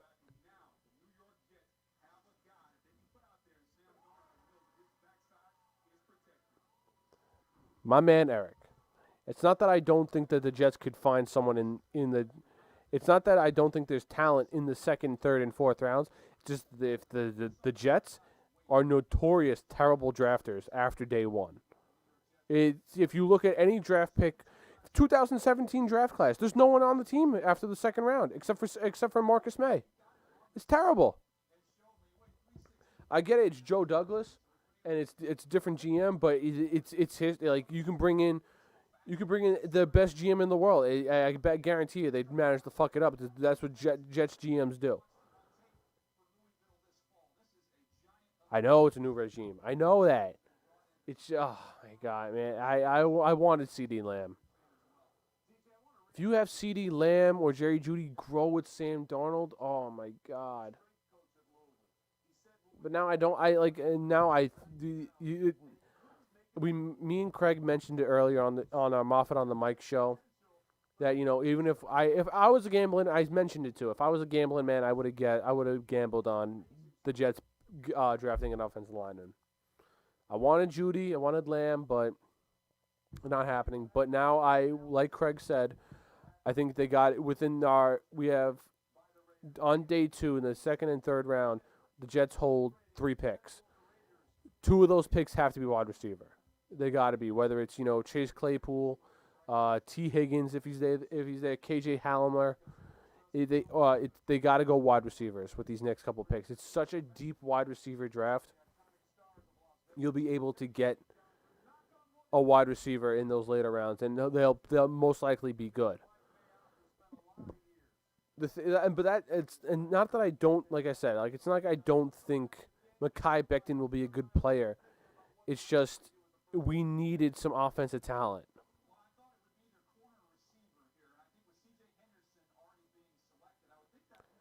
So I think so now for the Instagram portion, I'll be back later. If you want to watch me cry on YouTube, just check out the A1 Sports Network YouTube page, and I'll be there.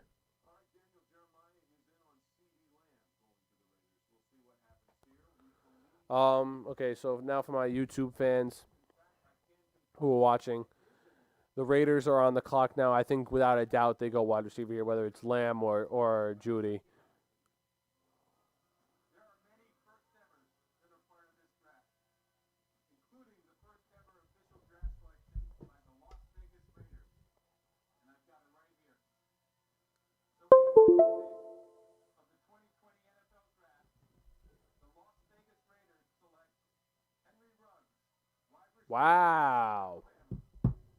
Wow. Henry Ruggs. Wow. Okay. That's a little shocking to me, honestly. I thought if there was any wide receivers going first, it would be either Lamb or Jeudy. I did not think Ruggs would be. I did not think it would be Ruggs. Ruggs is a great player. Don't get me wrong. He is amazing. He's compared to like Tyreek Hill. But you need a wide receiver in there. I mean, I guess they like Tyrell Williams enough to be like, hey, Tyrell, you're gonna be the one. Ruggs, you got to be the 2 man. But it's a good pick for the Raiders. The Raiders needed a wide receiver. I would have rather went Lamb or Jeudy, but Ruggs is a very capable wide receiver. He can do it all. He's great speed, amazing speed. that was the big talk of him going into the combine was how fast is he going to run? Is he going to break the combine record? He's 5'11", 180 pounds.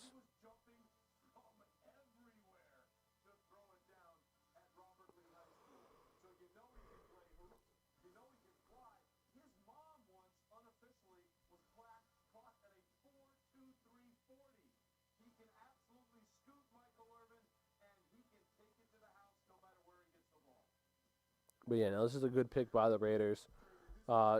He's great route running ability. We all know he has amazing speed. So the Raiders, if they're going to run with Tyrell Williams as their number one guy, to have him, Darren Waller, and Henry Ruggs and Josh Jacobs on your offense, it's a pretty decent looking offense to me. So now the San Francisco 49ers are on the clock. I had the 49ers taking a cornerback. I think now that the circumstances have changed with Jerry Jeudy and Lamb still there, I think they'll take one of those two guys, without a doubt. They desperately need a wide receiver now that Emmanuel Sanders is gone. Deebo Samuel's good, but I don't think he's number one material. If you get a guy like Jerry Jeudy or CeeDee Lamb in there to go alongside Deebo Samuel, that's a match made in heaven with George Kittle and Jimmy Garoppolo.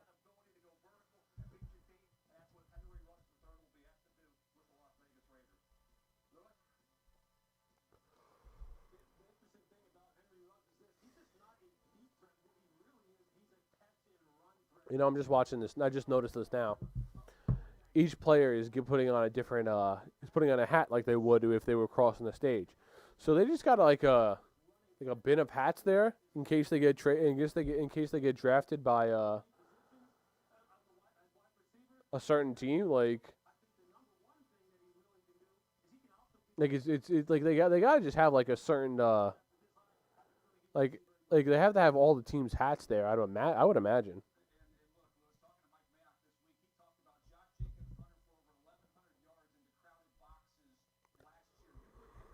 Excuse me.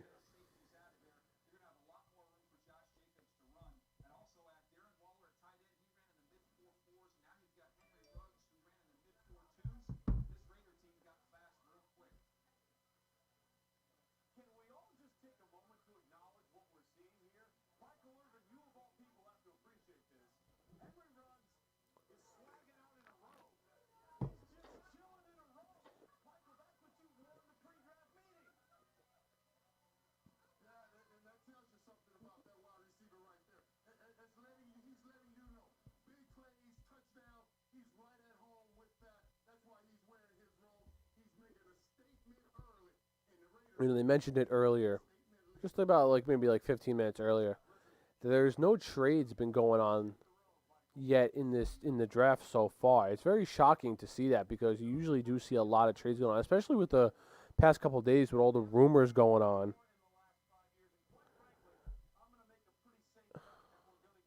With all the trades going on, with the rumors going on with the Lions, Dolphins, Giants, Jets, Falcons trying to move up and whatnot. Yep, Adam Schefter right there talking about it.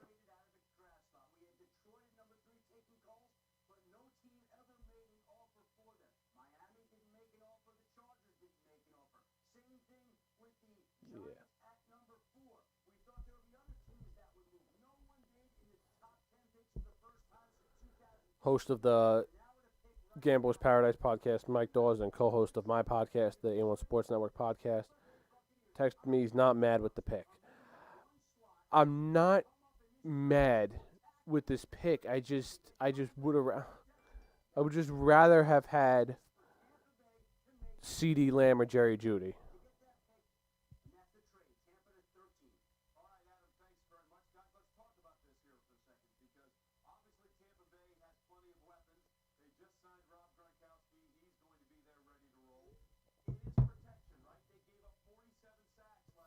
Yeah, I'm not mad with this pick.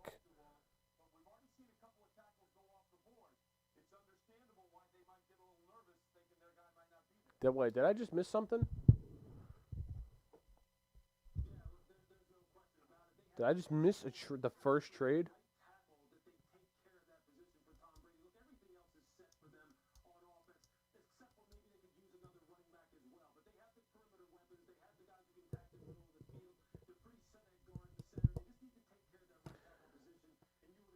Okay, I'll keep talking about the Jets because Jets are my boys. You know, for those watching, you know that.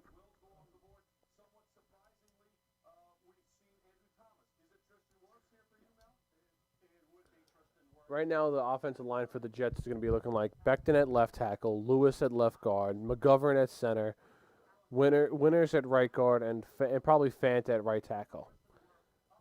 It's not. This is a huge upgrade. A huge upgrade from last year's offensive line.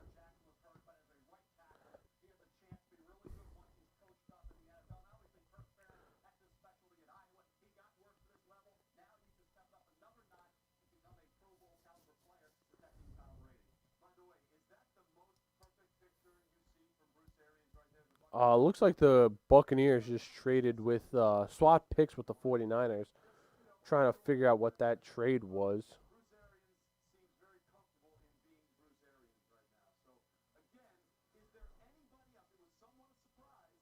If I can find out what that pick was, I would love to announce it for you guys and tell you what it is.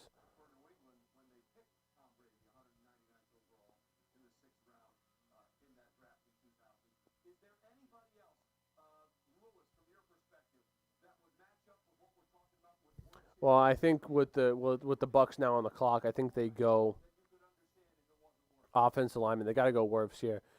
I mean, I think it's crazy that Judy and Lamb are still on the board at this point. I had Judy and Lamb gone by this point.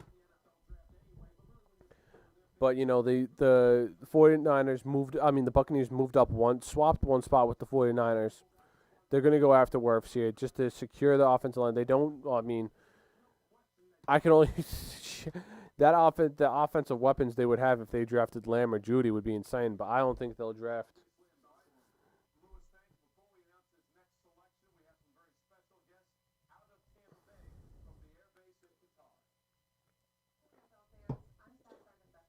Yeah, I think they go Tristan Wirfs here. They need some offensive line help, especially now that Tom Brady's there. You get as much protection as you can for Tom Brady. Give him enough time in the pocket to get the ball to Wirfs and Wirfs. Wow, get the Wirfs to Godwin, Gronk, and Evans. I mean, and it'll be a match made in heaven. Honestly, if they go lineman here, which they'd be smart to. It makes perfect sense. I'm still trying to figure out what that trade was. Let's see.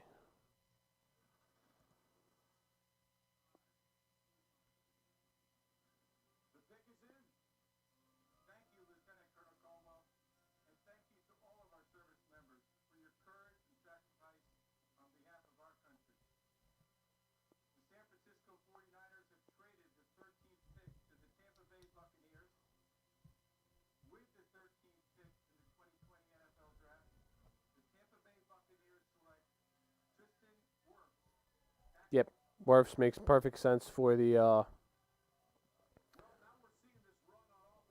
Buccaneers.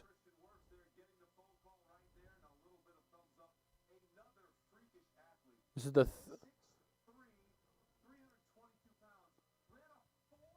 I'm very excited to see what this trade was for just for the Buccaneers to move up one spot. You know, I don't think the 49ers were going to go with an offensive lineman with their pick. I don't understand why they would want to try and trade up and get that pick, but I think I think this is a solid pick for the Buccaneers. You know, you grab their offensive line and you try and protect Brady at all costs, which is the smartest thing to do. You can do. Plus, you know, you don't have amazing running backs. So, you know, you build up the offensive line as much as you can to try and at least open some holes up for these guys and get them better. Give Brady as much time as you can to throw the ball to Evans, Godwin, or Gronk. You know, this is a good pick by the by the Buccaneers. I just want to see what they gave up to move up one spot, though.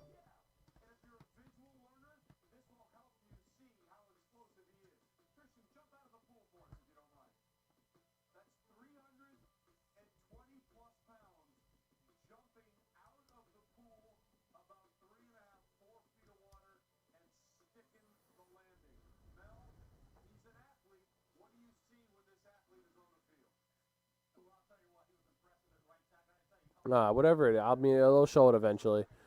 But now that the 49ers are on the clock, I think they go either Judy or Lamb here. Without a doubt, they go Judy or Lamb. They need wide receiver help now that Emmanuel Sanders is gone. He's on the Saints now. And they need another guy alongside Deebo Samuel. Deebo Samuel's good, but he can't do it by himself, and he's not number one ready, I don't think. You get a guy like CeeDee Lamb or Jerry Jeudy in there, then it's a match made in heaven, honestly.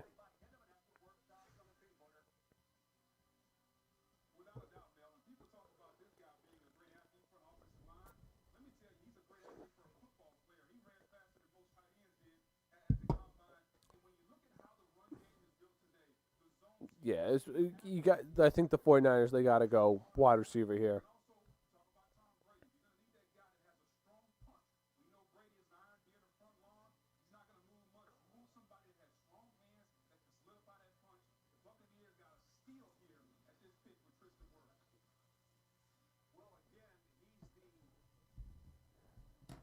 Again, good pick here by the Buccaneers. He's the fourth lineman taken in this draft so far.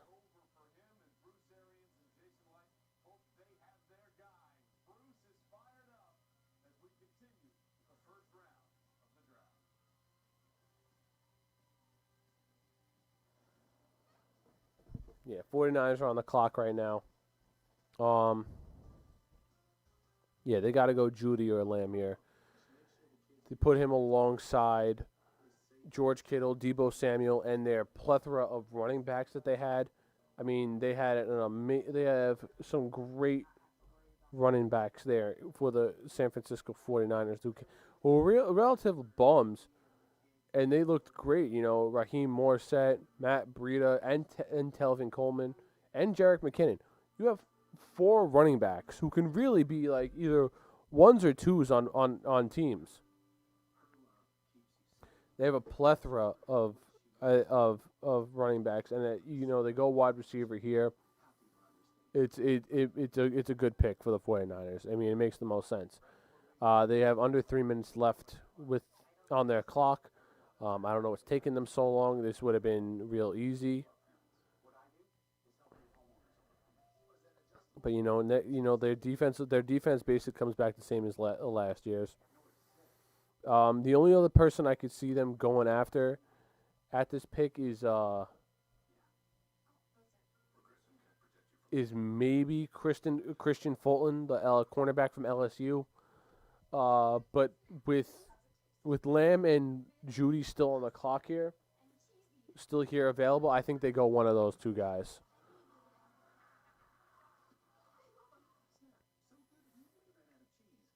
Because right now the only other cornerback on the only good cornerback on the other 49ers is Richard Sherman. Beside him is no one good. They did get Jason Verrett this offseason. I'm a big Jason Verrett guy, but you don't know how he's going to react coming off of an injury. So it'll be interesting to see what they do here. But those are the only two positions I can see them going right now. It's either cornerback or wide receiver. And I think that the fact that Lamb and Judy are still here on the clock, still here available at the 14th overall pick, they go one of those two guys.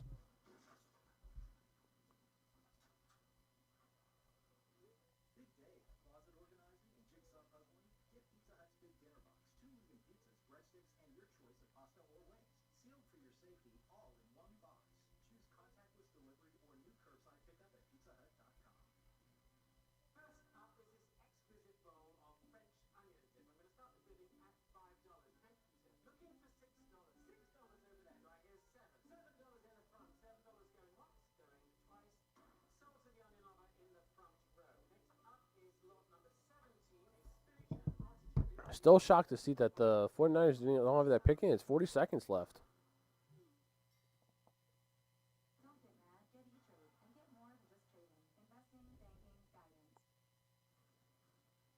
Welcome back to the draft as we're taking a look at Kyle Shanahan and company trying to figure out the draft. And Microsoft Teams is proud to play an important role in And they get their pick in again. It must have been really I don't know what they could have possibly been thinking about with this pick. I think it's real simple and easy that they go either Lamb or Judy here. you would be very comfortable too if you were the defending NFC champ with the job they did last season. One of the big moves the San Francisco 49ers did last year was trade late in the season for Emmanuel Sanders, and of course he has moved on to New Orleans. And there was Oklahoma wide receiver C.D. Lamb. Some consider him to be the best wide receiver in this draft class, but Henry Ruggs was the first to go. And now we're looking at Jerry Jeudy. Our own Todd McShay says Jerry Jeudy is the best route runner at a wide receiver he's seen in all of his years of studying film. So could San Francisco be looking here at a wide receiver to replace what they lost in Emmanuel? Yeah, again, they have to go wide receiver here. The only other person I could see them going is Christian Fulton, the cornerback from LSU, because they need cornerback help. But they got to go wide receiver here. It makes perfect sense. Judy and Lamb, the best two wide receivers in this draft. I think they were better than. I think they're both better than Ruggs, but Ruggs was the first one that went off the board to the Las Vegas Raiders. All right, we'll see what happens there. And again, you take a look at Kyle Shanahan and John Lynch. They're clearly enjoying this virtual draft, I think, more than most people are. But again, San Francisco plays in the toughest division, arguably, in the NFL right now, the NFC West. As we said, they lost Emmanuel Sanders. There are some concerns about offensive line as well. But the pick is in. Let us see what San Francisco did. They moved one slot back so Tampa could move up. Where is San Francisco going? With the 14th pick in the 2020 NFL Draft, the San Francisco 49ers select Javon Kinlaw. Wow. Wow. Okay. Wow, that's really surprising. That's really surprising. I did not see that coming. That's real shocking to me, honestly.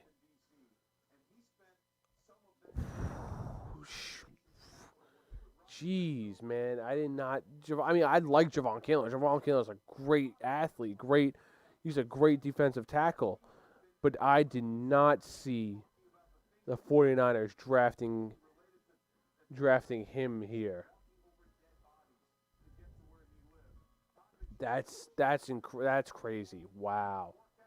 I'm in shock. I'm in shock right now because I did not see that coming. I would have thought that they I mean, I get they lost to Forrest Buckner, but I didn't think wow. Like, I get they lost to Forrest Buckner, but I didn't think that they were in that need of a defensive tackle to go out and get this guy. This guy's good, don't get me wrong. But wow. I'm stunned. You know, I mentioned what pick was it? I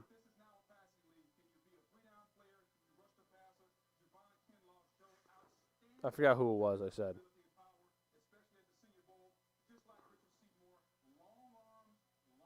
Oh, it was the Cardinals drafting Isaiah Simmons. I said that was the most surprising one so far. I'm blown away by this pick. Now, I'll give everyone this. Javon Kinlaw is an amazing talent at defensive tackle. Okay? He's great. He's up there with Derek Brown. That's how good he is. But again, teams don't need defensive tackles. That's why he dropped all the way to 14. This guy is an absolute stud. I just did not see the 49ers taking a defensive tackle here. I didn't see them taking a defensive tackle when they have guys like Solomon Thomas, Armik Armstead, DJ Jones, and Nick Bosa on that defensive line, and D Ford as well. Like these are all solid guys where you don't need a defensive tackle at all, and they went out and drafted someone. I think they definitely needed. If they were going to go defense, I would have thought cornerback, honestly, because they need cornerback besides Richard Sherman. Wow. I'm not I'm not sure about this pick. I understand it because you're trying to replace DeForest Buckner, but I'm not don't think this was a good move by the 49ers.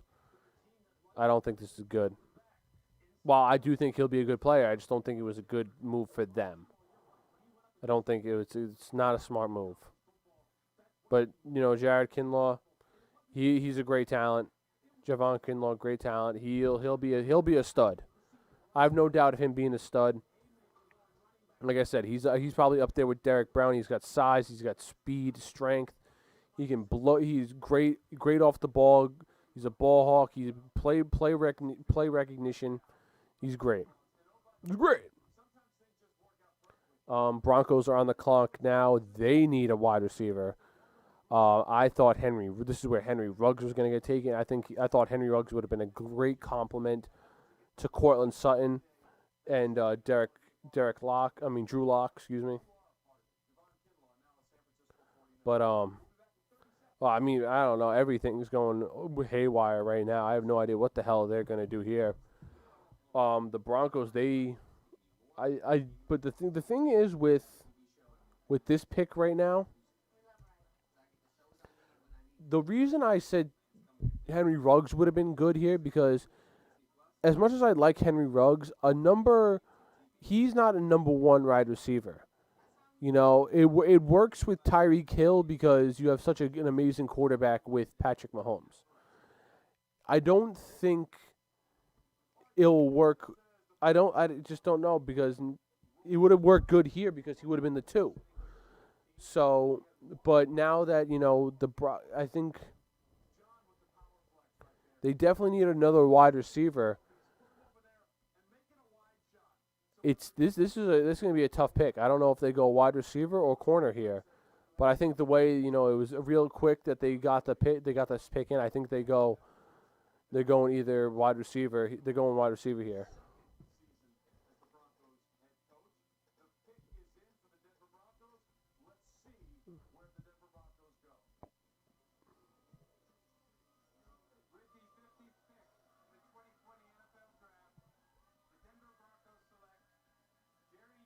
Yep, Jerry Jeudy. It makes sense here. They needed a wide receiver. They got him.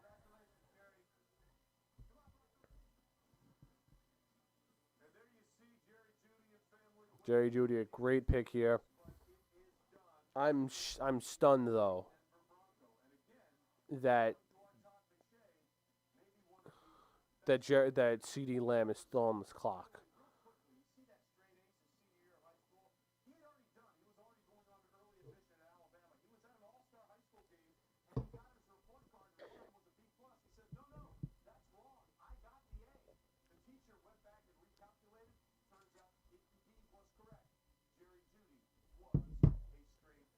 This is a great pick by the Broncos. You saw Cortland Sutton really come up, not being an elite, but he started coming into his own last year with the Broncos, and the same thing with Drew Lock. Drew Lock, he didn't start the season, but he started coming into his own, and you're like, you know what, Drew Lock could be a good quarterback in the NFL. And that connection he has with him and Sutton together, I think that's something to develop on. And now that they got Jerry Jeudy in there, you essentially got two future number one wide receivers on teams, and you're gonna have immense weapon. This is gonna be a fun offense to watch in the future with Jeudy, Sutton, and Locke, and especially with their surplus of running backs too, with Royce Freeman, Phillip Lindsay, and now Melvin Gordon. This Broncos offense is getting there, and I'm very excited to see them develop into something good. Now the Atlanta Falcons are on the clock. and I don't know what they do here. It'll be because they definitely don't need a wide receiver, so they can either trade back with this pick, which I heard they wanted to do, or they could go after the defensive guy they want. I had them taking Javon Kinlaw. He's off the clock now. He's off the block now, so I don't. I can see them going after. I can see them going after maybe Clavon Chasen, the defensive end from LSU. That kid's very good. I see if the Falcons don't trade it, I see this is where they take this pick right here.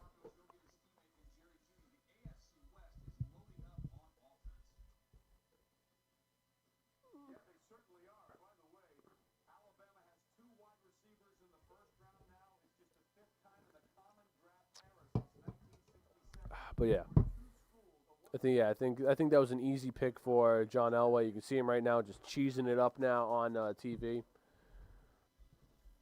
Jerry Jeudy was a very easy pick now, but C.D. Lamb is still on the clock, on the board. I can't believe this. I really can't believe it. I'm kind of hoping that the Jets somehow trade into the first round and get him. I don't see it happening, but I can pray for things.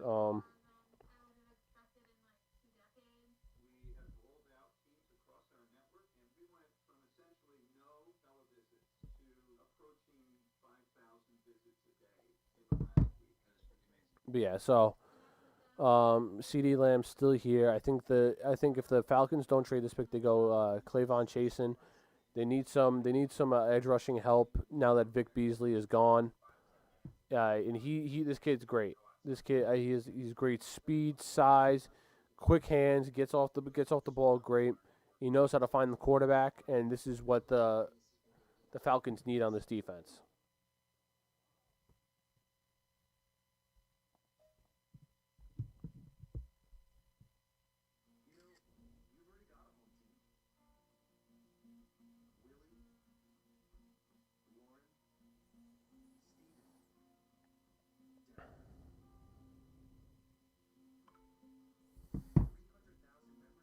Again, those who are just joining me now on YouTube, make sure you guys check out our Facebook, Instagram, Twitter page at A1 Sports Network. Check out our website, www.a1sportsnetwork.com. Check out all of our blogs, videos, podcasts, all that stuff. We got 5 different podcasts out now on the website, and we continue to grow each and every single day with different podcast writers, episodes, constant content coming at you every single day as much as we can. We do our best. Make sure you go subscribe and listen to the A1 Sports Podcast, Top Pair Pod, Phenomenal Form, the Gambler's Paradise, and Moffat on the Mic as well. 5 podcasts. We can still continue to grow each and every single day. And I can say I'm so happy. This is something I started. I'm very happy that A1 Sports Network is here and here to go on.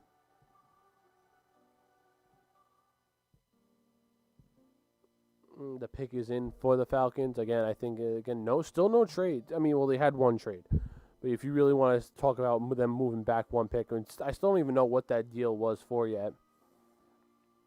But no real I can say no real trades have happened yet. We after this pick we will be officially be more than halfway done.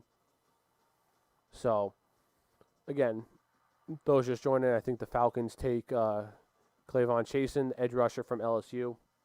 Again, absolute stud this kid is, and I think this is if the Falcons take him here, this is a steal for the Falcons.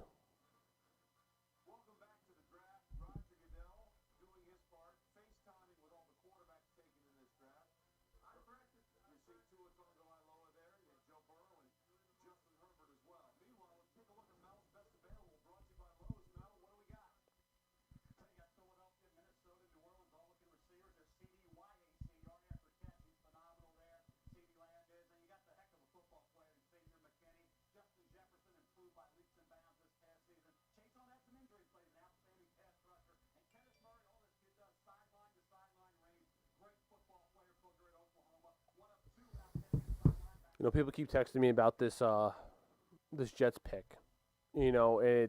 Understand this is a deep wide receiver draft, but now that where CD Lamb still hasn't been taken and we're at the 16th pick, I don't think he gets taken unless a team trades up for him. Like right now, if I'm looking at it, the next couple of picks. I don't see the Falcons taking it. I don't see the Cowboys taking it. I don't see the Dolphins. I could see the Dolphins taking it. The next team I could see taking a wide receiver if no one trades up is the Jacksonville Jaguars. So this could be a good thing for the Jets because maybe like a guy like Justin Jefferson will be there maybe day 2 or late in this first round. The Jets can do something to trade up and get one of these guys, or a guy like maybe like T. Higgins or something like that.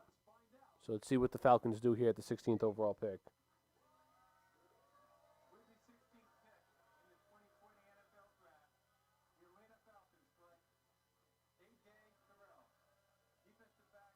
Okay.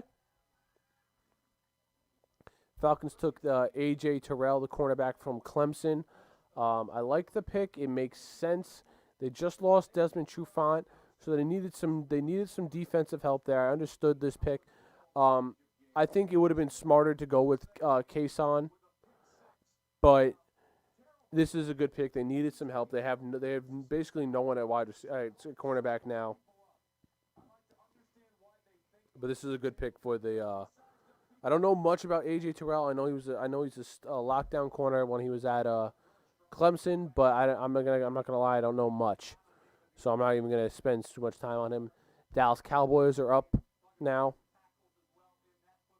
Now that I think Kason's here, Kevon Kason's here, I think this is where they go with Kason here at this pick. The Cowboys.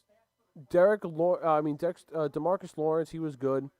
He's a good edge rusher, but if you get someone opposite him to complement him, it'll be so much easier for this defensive line for the Cowboys. If you get him and this guy going, they haven't had an elite pass rusher since DeMarcus Ware. I'm not saying DeMarcus Lawrence is bad,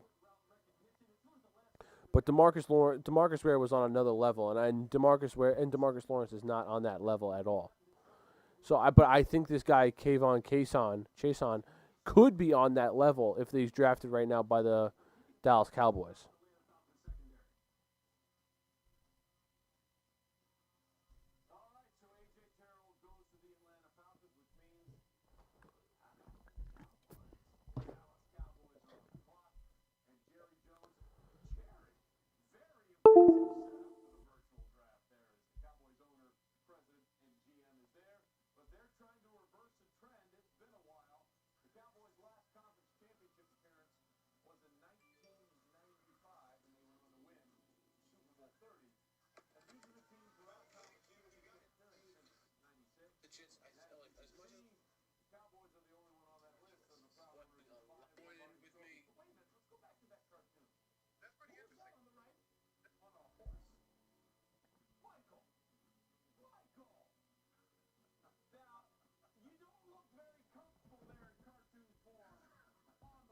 All right, back live here on Instagram. The only reason I'm going live here on Instagram now is because the Cowboys are up.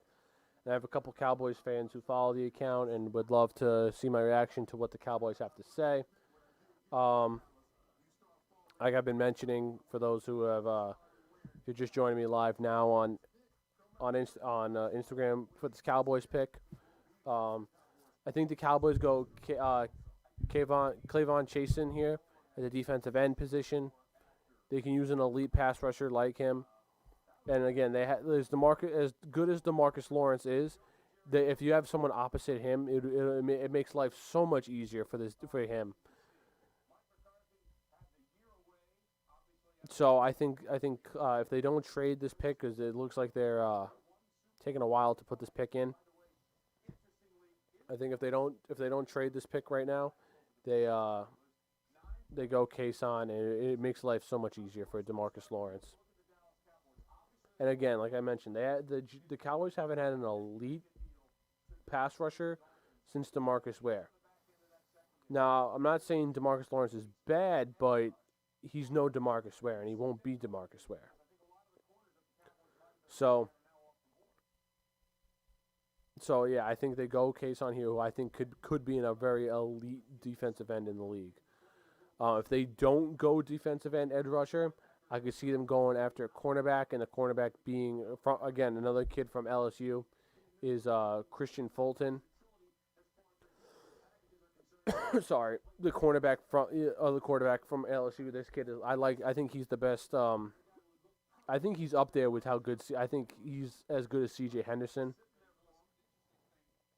I think that.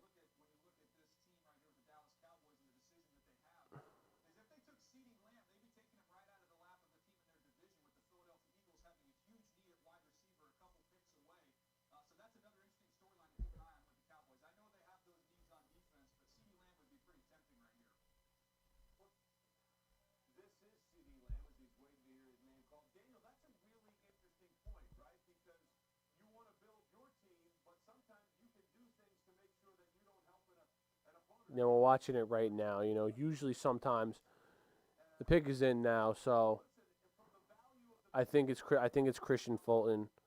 I mean, I think it's Kayvon Kason. They go here. You know, even though Mike McCarthy is an offensive guy,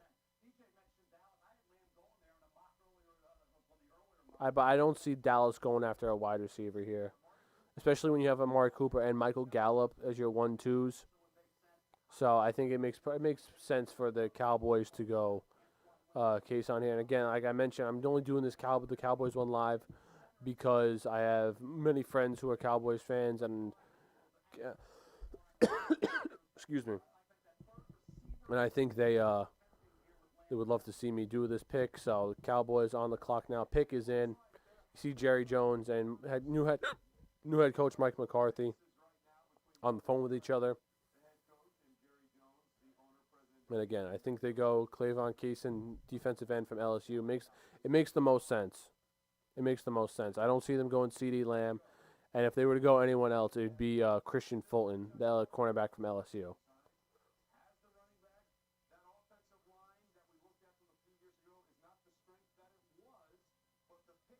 The pick is in, guys.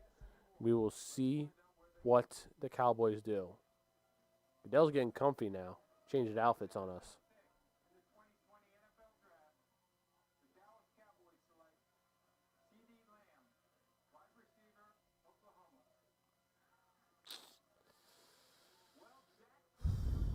I don't know how I feel about that. Well, I do think CeeDee Lamb's great. I don't think this is a smart pick by the Cowboys.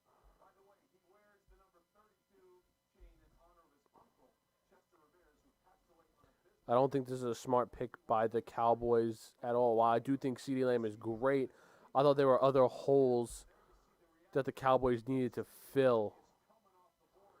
There are other positions that the Cowboys needed to fill other than wide receiver. The wide receiver core, it was pretty solid between Amari Cooper and Michael Gallup. I think CeeDee Lamb. I think wide receiver was like the last option you guys could have went. I think the Cowboys just went the best player available here in CeeDee Lamb.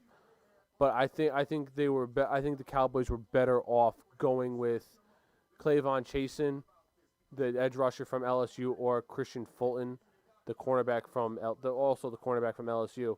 You lost Byron Jones. The Cowboys lost Byron Jones in the free agency to the Miami Dolphins, and the Cowboys have always lacked an elite pass rusher. DeMarcus Lawrence is great, but he's not elite. He's good, but if you can get a guy like Kayvon Kason alongside him, it's over.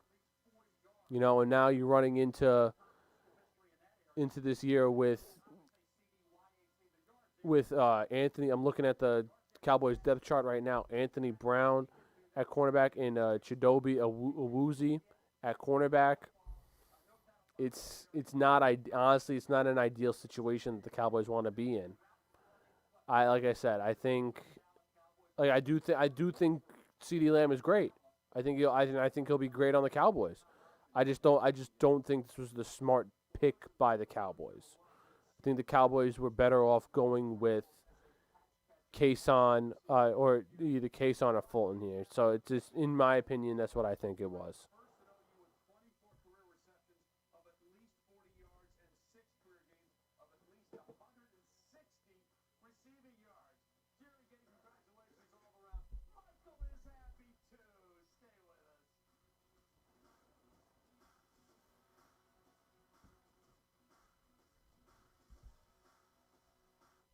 Here's the thing about managing multiple clouds for your business.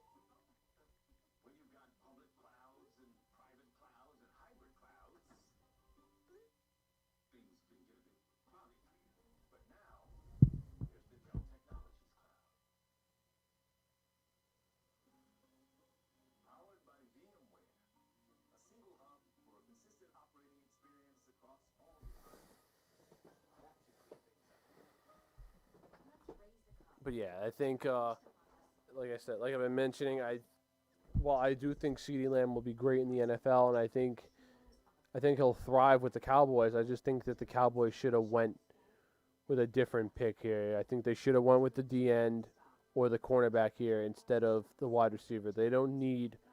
While Michael Gallup will be great at a 3, and you have Amari Cooper and CeeDee Lamb, I think you had more holes on your defense than you did your offense. You could have survived with Michael Gallup as your 2, and you could have went with a guy on day 2 like I don't know, depending on who you see there. Maybe it's T. Higgins, KJ Hamler, whoever it is. You could have went somewhere on day 2 and they would have been a fine 3 on the team.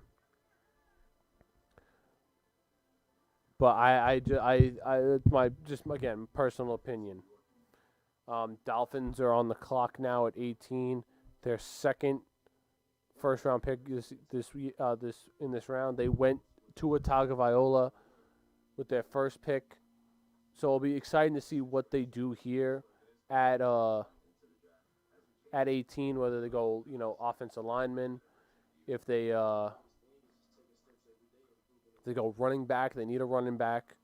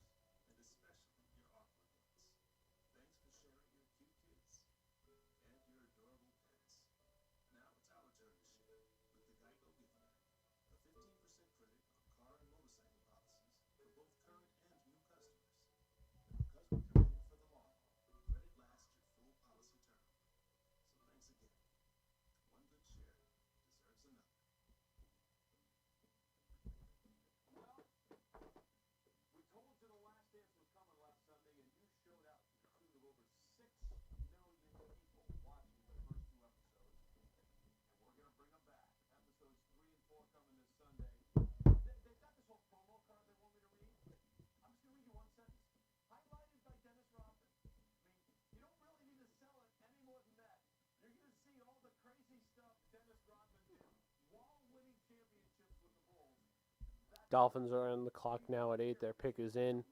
I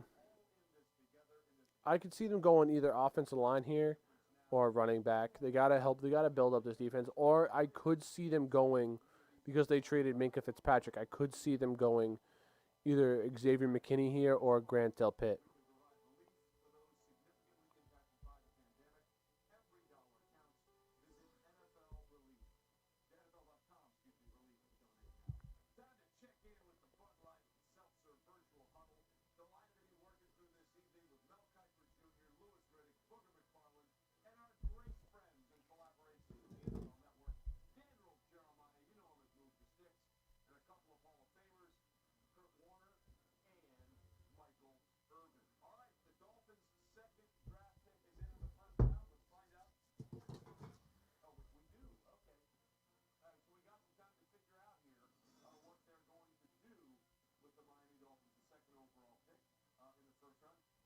It'll be exciting to see what the Dolphins do here. They're holding 3 first-round picks this year, so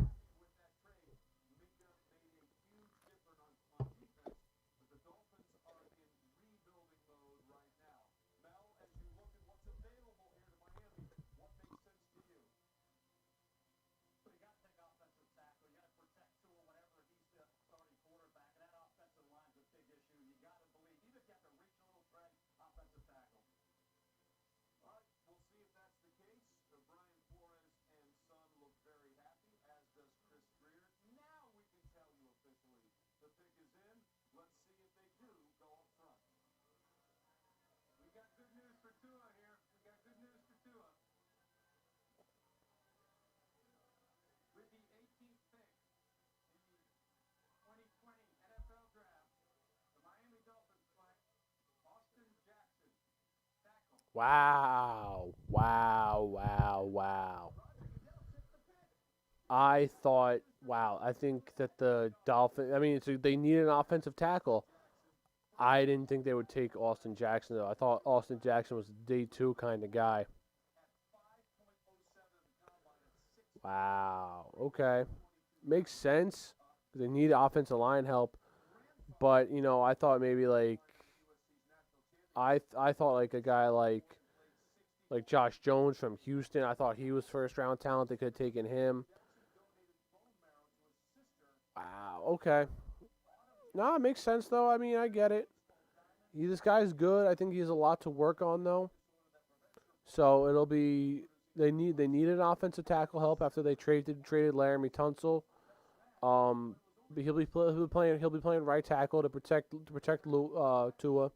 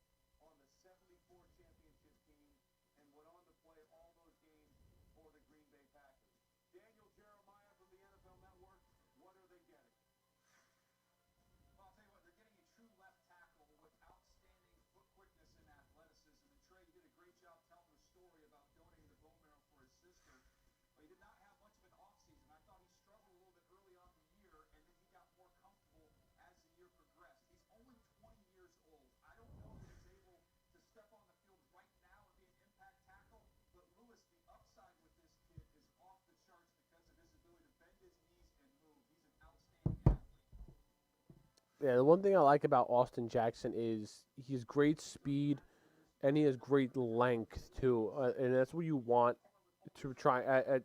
Well, I don't know if he's going to be playing left or right tackle, but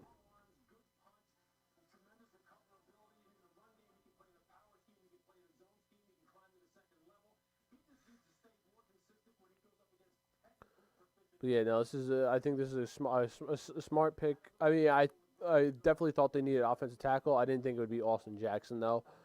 But the Dolphins are building their offense. I think with their next pick at 26, they go a running back. Raiders have the 19th pick right now. Las Vegas Raiders is their second first round pick. Um, Tough to say what they go. I had them taking a cornerback. They could be taking Christian Fulton here. I had them originally taking AJ Terrell, but he's off the board now.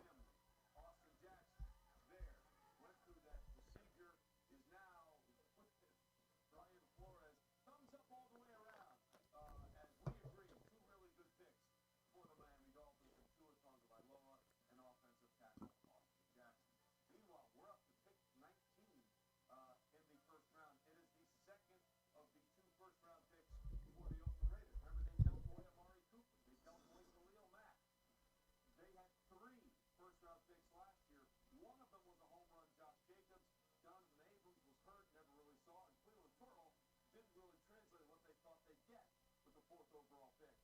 Meanwhile, what will they do with their second pick here in the first round? The pick is in. Let's go to the commissioner and find out what the Las Vegas Raiders are doing. We thought it would be fitting here at pick 19 as the Las Vegas Raiders welcome their second selection to make a special announcement. As you may know, we are scheduled to host the draft in in Vegas this year. And we thank so many for the effort they put forth to prepare that possibility. And we think you deserve another shot. So we're happy here to announce that tonight, the Las Vegas Raiders will host the 2020 NFL Draft. Congratulations to Mark Davis, the Raiders organization, and Raiders Nation. We look forward to being there in Las Vegas, and congratulations. And now, with the 19th pick in the 2020 NFL Draft, the Las Vegas Raiders select Damon Arnett, defensive back, Ohio State. Okay. All right, first of all, congratulations to Okay. Vegas getting the mulligan. We'll be there in a couple of years as we will do the draft from there. Okay, I like this pick by the Here on a lot of levels by Damon Arnett. This was a kid that had been by the Raiders. I thought this was more of a. I thought Damon Arnett was more of a day 2 guy, especially when you have a guy like Christian Fulton and Gladney still out there. Also, you have Grant Delpit and Xavier McKinney available to.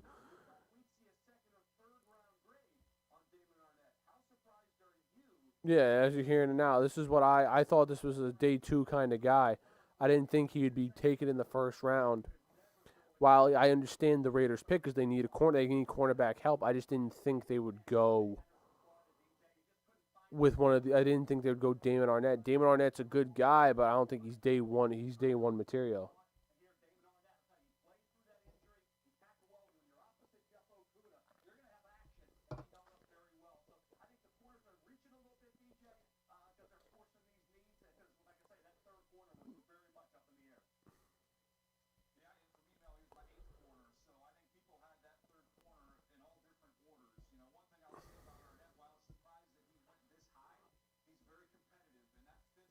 Yeah, I think Arnett is a good corner. He's he's a great ball hawk. He knows how he plays great man coverage. And you see, GM Mike Mayock is very excited about this pick. They just got to steal the draft. I personally just think that I didn't think this guy was day 1 material. I thought he was day 2. Christian Fulton, I thought could have went here, and I thought Gladney could have went here as well. Again, he's 5'11". He's good. Don't get me wrong. I like him a lot, but he's not day 1 talent when there's other defensive backs better available on the board.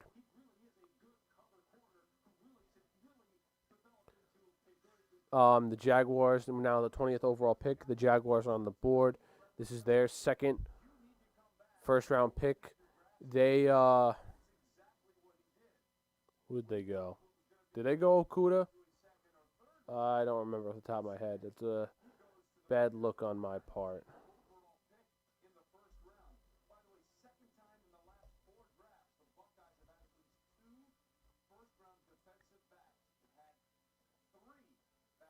I'll let you know in just a couple seconds.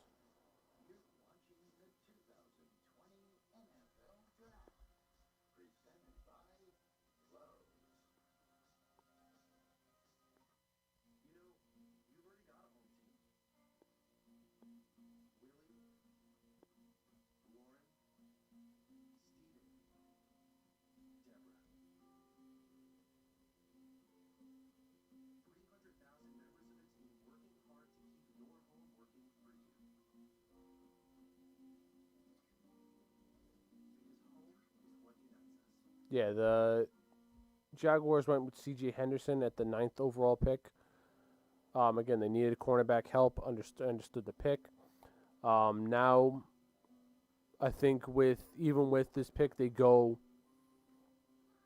They go get there and a safety, and I think they either grab a McKinney or Del Pitt here. They need safety help. They don't have it. And I think if Kinlaw was still there, I would say go after Kinlaw, but he's not there anymore. So I think now that Kinlaw's off the board, you go after, you get your safety, and you get Del Pitt or you get McKinney. Two very good guys. I'm surprised they're still here on the board at this point, honestly. Order ahead and get your $5 Chalupa Cravings box at Taco Bell's contactless drive-thru. Every financial plan needs a CFP professional. Confident financial plans, calming financial plans, complete financial plans. They're all possible with a CFP professional. Find yours at letsmakeaplan.org.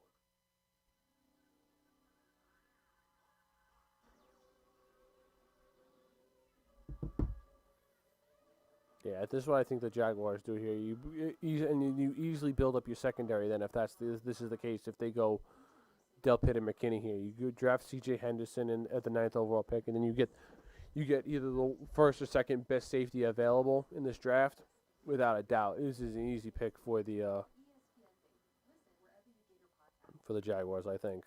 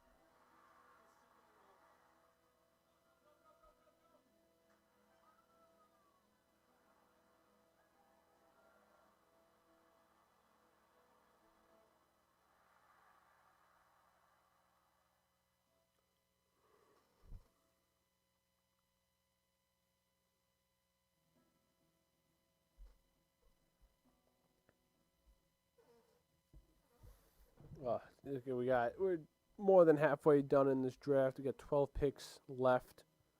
Again, Jaguars are on the clock.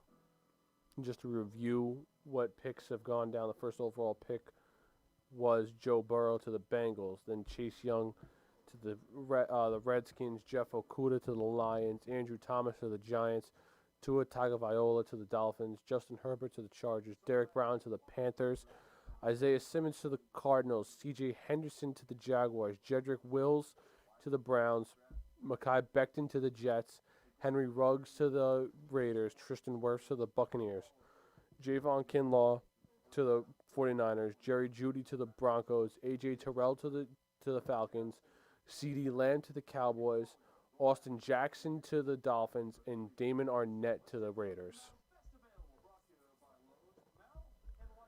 Like I said, I think right here, the Jaguars either go Xavier McKinney, Christian Fulton. I mean, not Christian Fulton. I think either Xavier McKinney or Grant Del Pitt here.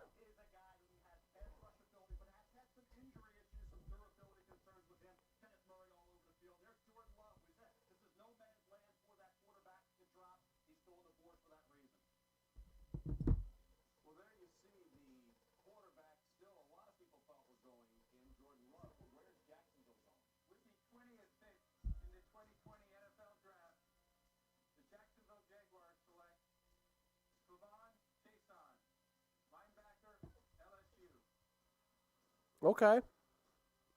Okay, I like it. I like this kid a lot. I like Kayvon Kason a lot. I think he's a good. This is a steal for the Jaguars at this pick.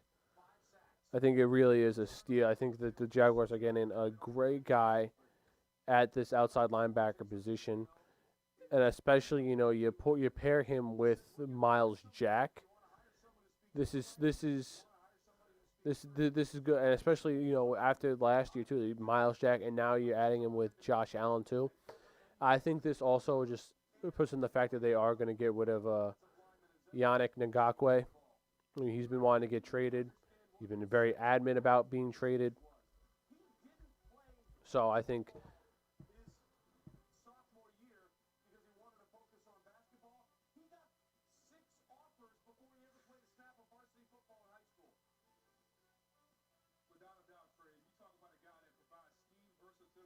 Look, I think this guy. I like Kayvon Kason as a steal for the Jaguars to pair him up with Miles Jack and Josh Allen.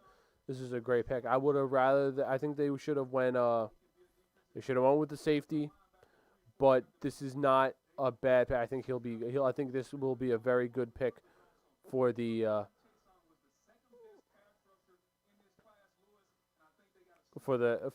Jaguars. The Eagles are now on the clock, just under 3 minutes left in their pick. Uh, it's tough to say where they go here. I think the obvious choice would be Justin Jefferson, wide receiver from LSU, but I would not be surprised if they take Kenneth Murray here off the board. They desperately need a linebacker and wide receiver. I think, with the Jets, how I mentioned it, I said the Jets, to me, I thought it was wide receiver, offensive lineman. That's how close it was and, who they could have played. It was 51-49. I think it's the same kind of thing with the Jaguars here. It's 51-49 wide receiver linebacker, And especially with a guy like Kenneth Murray still on the board. Kenneth Murray is a great leader to have as your middle linebacker. He's the kind of guy you want leading your defense. He's a great ball hawk. He's smart. He's a field general. He's good. But you desperately need a wide receiver for Carson Wentz to throw to, and Justin Jefferson's the perfect pick here. He's the ideal wide receiver you would want at this pick.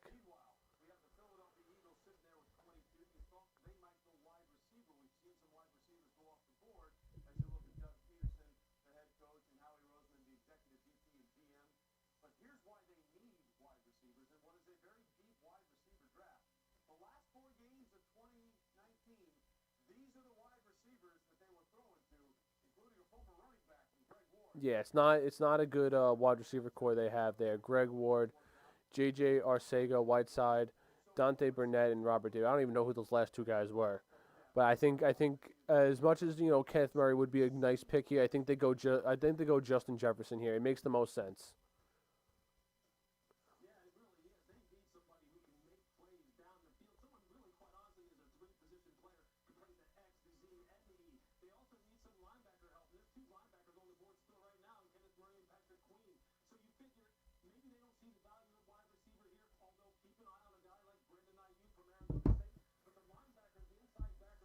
I always liked the Eagles. I always liked, I was big rooting for them big time when and it's looking like it looks like Justin Jefferson's gonna. I hate when they do this. When they cut to someone right before they get picked, and you see Justin Jefferson on the phone right now. I hate when they do this. It takes the excitement out of who are they gonna pick? Now it's gonna be Justin Jefferson, and even the schmuck Goodell. He was like, oh hey, I know Tua's gonna get some help here. You schmuck, you're ruining the surprise for us.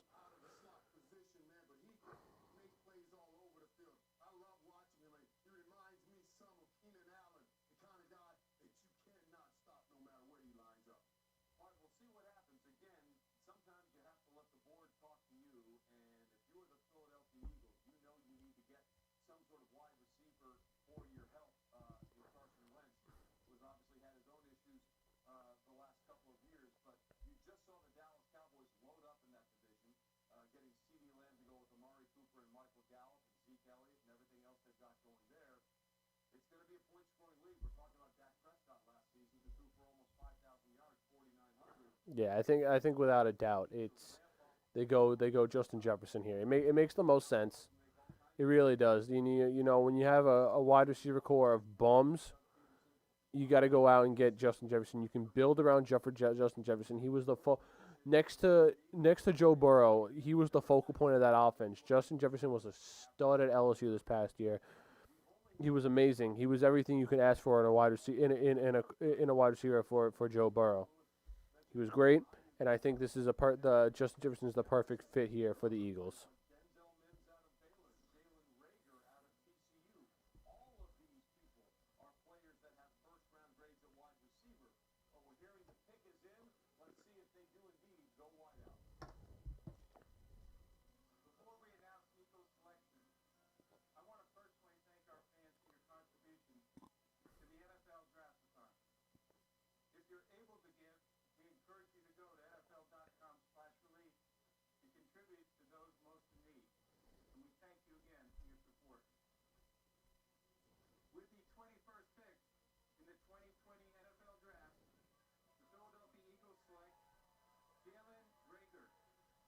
Wow. Okay.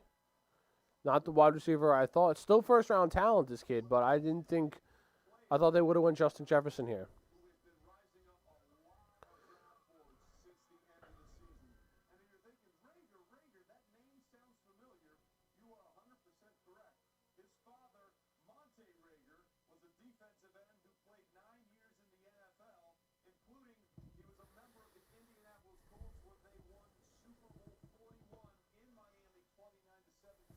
I think this is a good pick for the Eagles. The only problem is he's tiny. I think you need. I'm. This is just my thing. I'm not gonna say he's gonna be a bad wide receiver. I think if you want to if you want to start building your wide receiver core, it's got to be around some tall dudes. Some guys who are like 6'3", 6'4". That's just my personal opinion. I think the taller guys usually pan out better than some of these short guys. If you're gonna take a short guy in the first round, I think they have to be just like Henry. They have to be like Henry Ruggs, Tyreek Hill, like Deshaun Jackson kind of Ash. I'm not saying that he'll be bad. I'm just saying they should have went. I think they should have went with Justin Jefferson over Jalen Rager. But again, this kid has great speed, he's great elusiveness. He knows how to run patterns. I just think his problem is his size. So it'll be good to see. It'll be interesting to see how he transfers to the NFL. On the clock now is the Minnesota Vikings. The Minnesota Vikings can go a number of different ways here. Excuse me. This is their first of their two picks. Um, they need cornerbacks. They need a cornerback and they need a defensive end.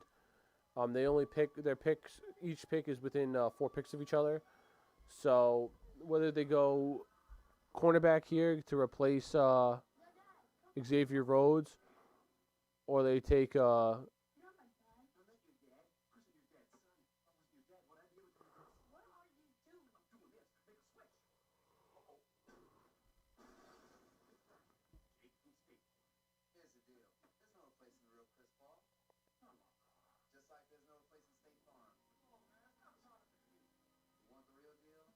I think the Vikings either go D end here or cornerback. Whether it's in my mock draft, my most recent mock draft that I did today, I had them taking Gladney, the cornerback from TCU. Doesn't mean they can't take Christian Fulton, the cornerback from LSU. I think he's just as good, if not better. But if they decide to go D end here, I think they take I think they go D end because they got to try and replace Everson Griffith. I think they go Yoder Gross Matos from the D end from Penn State.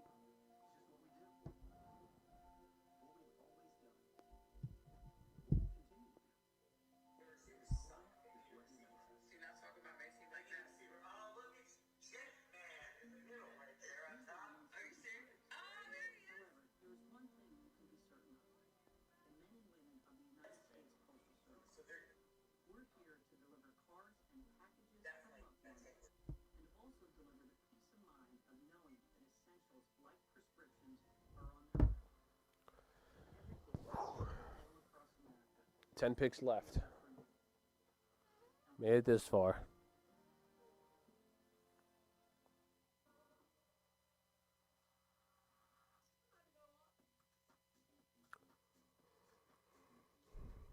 Whew. Again, I think the Vikings, they have to replace two positions here. It's a good thing they have 2 first-round picks. Whether they go D end here or cornerback, I think they got to go one of those 2 positions at this pick, and then whatever it is, do the opposite of 25th pick.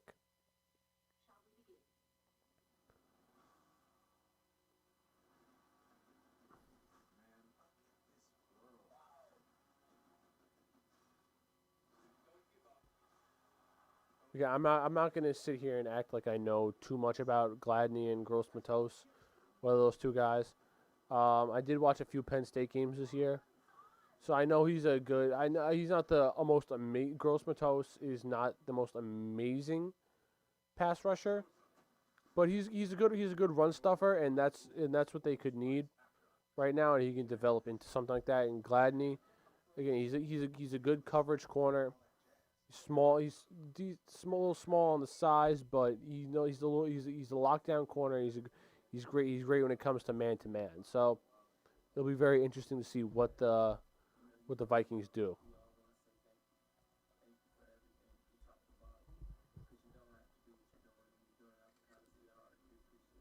I'd also like to give a special shout out to all of the hardworking healthcare workers taking care of others. We appreciate you and thank you. And don't forget, you can visit NFLshop.com tonight for official 2020 draft gear, caps, jerseys, and more, all ship free. Also, the NFL is currently providing free complimentary access to NFL Game Pass. We continue and watch more. Sign up for complimentary access on NFL Game Pass. Time now for our Pizza Hut draft moment. Let's go back to the wild card game between the Vikings and the Saints as Minnesota did it again to New Orleans. Just 3 straight years, the Saints have had heartbreaking losses on the final play of the game. They got off early to a good start. Drew Brees and company rallied back. There's no interception there. But then Minnesota and company went to overtime after that kick. And then Kyle Rudolph, after Adam Thielen got him down there, comes up with the touchdown, 26-20. That's a third straight playoff game the Saints have lost the final score. The winning points coming on the final play of the game. That was our Pizza Hut draft moment. So, Kurt Warner, we look at Minnesota. This is the pick Minnesota got when Buffalo made the trade to take Stephon Diggs and take him to Buffalo. Where do we think Minnesota needs to go with the first 2 picks they got? Well, it's great to be talking to a quarterback. Get me more weapons around Kirk Cousins. And this was a team that was top 10 in rushing the football. I didn't even think about that. They did just trade. They did just trade Stephon Diggs for this pick, actually, and it makes sense to go after a wide receiver. They could, if they're going to go wide receiver here, they could go after Denzel Mims. Justin Jefferson is still there on the board. KJ Hamler, T. Higgins. There's a bunch of wide receivers still available. But I personally think that they go with one of the defensive guys here. Goodell's getting cornier and cornier by the pick. I can't. It's starting to get on my nerves. In the 2020 draft, the Minnesota Vikings select Justin Jefferson, wide receiver, LSU. Well, here's where you're about to find out that sometimes drafting is kind of like high school recruiting. It's not an exact science. Justin, we apologize. ESPN gave you no stars coming out of high school, and you were Jeez. 308 receiver in the nation. No stars coming out of high school? Jesus. The top 50 in the state of Louisiana. Safe to say, you made up for it. Your season was incredible. A school record 111 catches.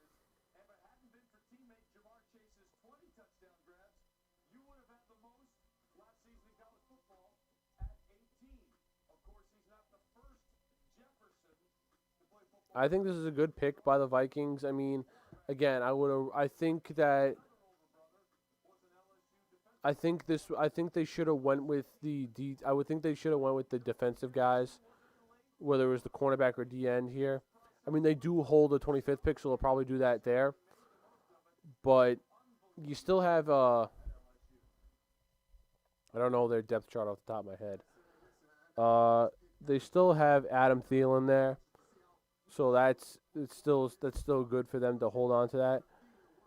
Now that I'm looking at it, they could have. Yeah, they definitely need another wide receiver. But their cornerback, they definitely need help at cornerback. I think that's where they go next with these picks, with their 25th overall pick. Justin Jefferson's. I like Justin Jefferson a lot. I think he could have went a lot earlier if wide receivers were needed. there, but I think Justin Jefferson is a little underrated in this draft. He went 22nd overall. I think he could have won the mid teens, like 14, 15, somewhere around there. That's how good I think he is. But he didn't. So he went 22nd overall to the Vikings, and they needed a wide receiver. I think it's a great pick, and he'll be good alongside Kirk Cousins. The 23rd pick, it was held by the Patriots, but they just traded out with the Los Angeles Chargers for what? I don't know yet, but the Chargers are now on the clock and the pick is in. What the Chargers are gonna? I honestly have no idea. This is the first real trade that's happened. Um,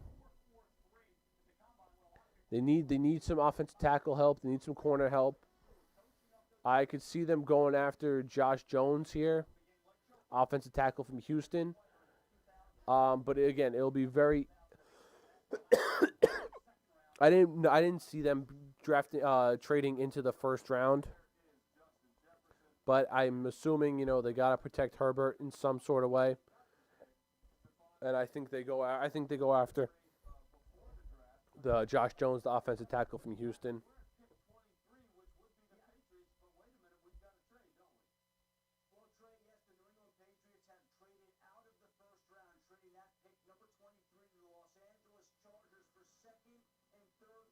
Wow, that's it. Wow.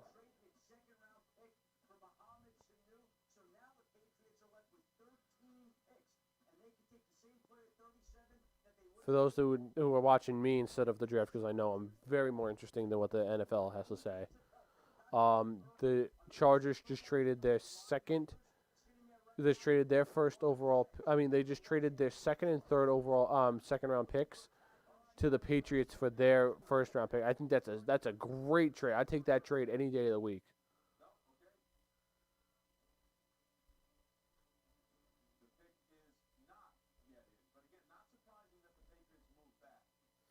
Yeah, I'm not surprised that the Patriots did move back. They do this constantly, year in and year out. They trade back in the draft, whether it's trade back if they have an early first round, if they have a first round pick, or just trade back into the second round. And again, works every year for the Patriots. So again, they know what they're doing. But I think that was a steal I think that was a steal for the Chargers. You only gave up your second and third round picks for to move up back in the first. I don't mind if I do.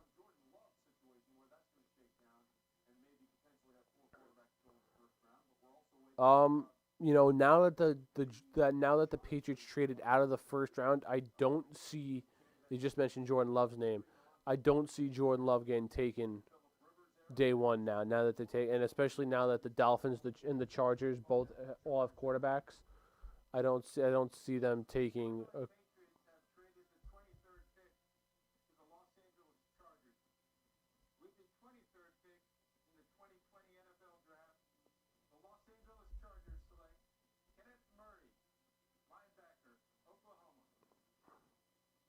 Okay, okay, I like the pick. I didn't think they needed a linebacker. Let me look at what their depth charts look. I don't have their depth chart memorized off the top of my head. Um, I didn't think there was a dire need for a linebacker for the Chargers. They have Denzel Perryman and Nick Virgil at their linebacking position. Those are the two. I'm not saying Kenneth Murray.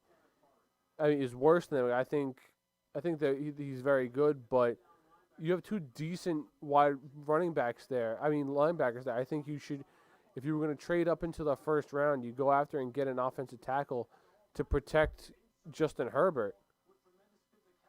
I understand you got Brian Balaga in the free agency this year, but I think I don't know how I feel about this pick. I really don't I don't know how I feel about it. Or if not, if they didn't go with the offensive tackle. They should have would at least went with the. Maybe you know what? Maybe this is a good pick. No, I'm really like looking at their roster.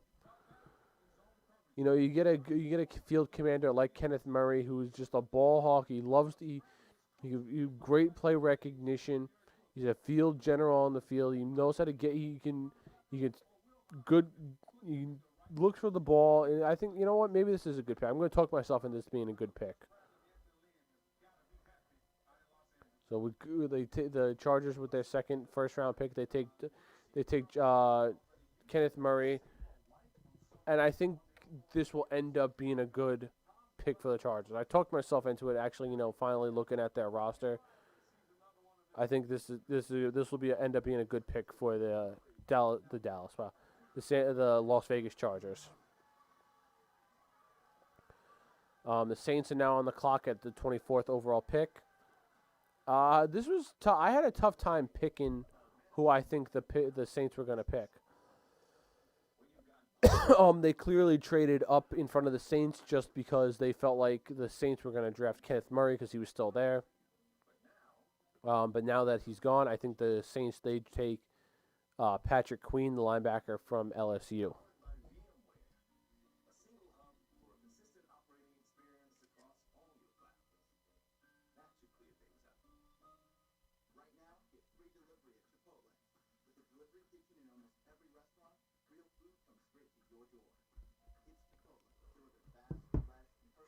My goodness. Getting tired. Again, if you're just joining me now on YouTube, make sure you follow the A1 Sports Network on YouTube, Facebook, Instagram, and Twitter. Check out our website, www.a1sportsnetwork.com, for all of our latest blogs, podcasts, and videos. If you have any questions, comments, concerns about the NFL draft, sports in general, make sure you leave something in the comments for me, and I'll be sure to answer it. But now the Saints are on the clock, and I think they take Patrick Queen here. Patrick Queen's a very good linebacker. Had a great season for LSU Tigers, and I think he would make a good impact for the Saints if he gets drafted by them. The Saints really, they don't need much, I'll say. Like maybe like the linebacker, yeah, and then like maybe a corner, and then that's it though.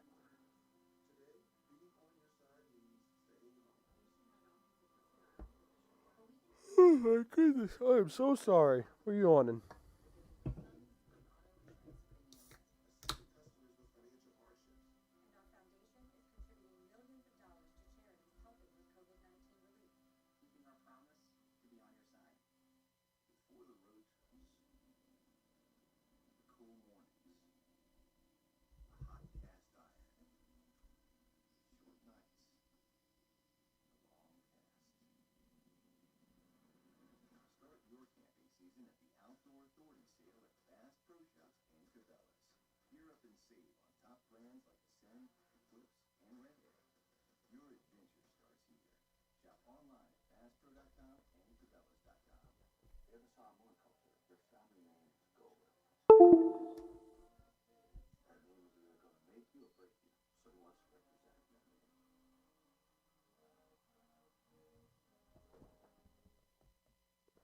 All right, back live on Instagram for the last 8 picks here.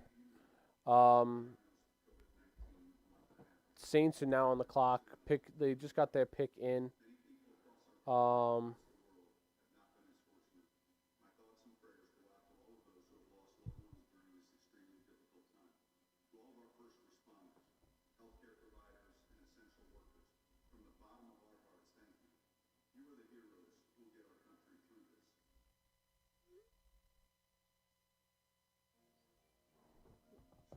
Yeah, so I've done a couple of them already. We're just gonna, do the last 8 picks here. Do the whole thing live. Hopefully, this league takes less than an hour. Saints are in on the clock. Like I mentioned, I think that the Saints go with a linebacker here. other than linebacker, the only other position I can see them drafting is corner. But even there, I really don't think they need a lot of help. But linebacker, I think they take Patrick Queen, the linebacker from LSU. You just saw the Chargers trade in front of the Saints to get Kenneth Murray because they were afraid Kenneth Murray was going to go to the Saints. But yeah, I think Patrick Queen gets taken here. He was a leader on the LSU defense. And he was a great person to have. He helped lead that defense to a national championship. And he would be a great player to add to this Saints defense.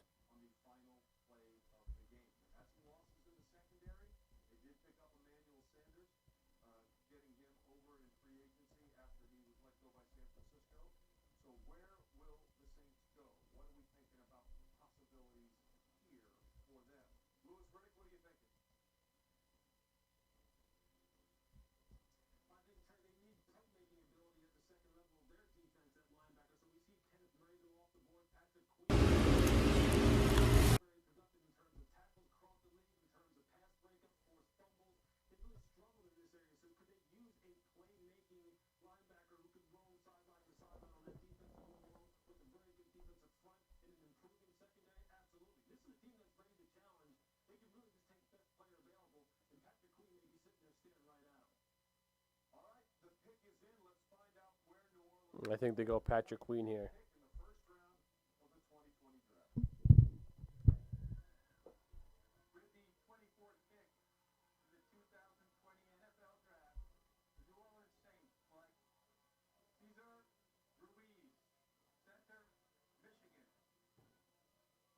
Wow, okay.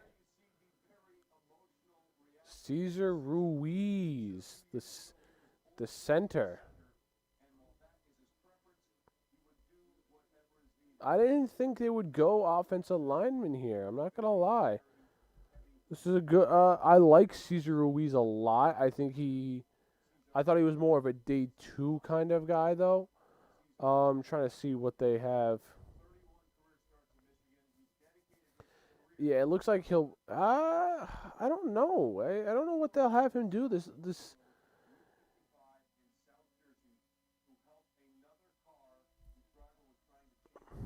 They had a rookie start at center last year for the Saints, so it's kind of like, unless they have him play right guard, it's the only other position I could see him play because this offensive line for the Saints is really good. Usually, you have Ryan Ramczyk playing right tackle, Andres Pete at left guard, and Armstead at left tackle. Those are 3 solid offensive linemen. So I didn't think they would go.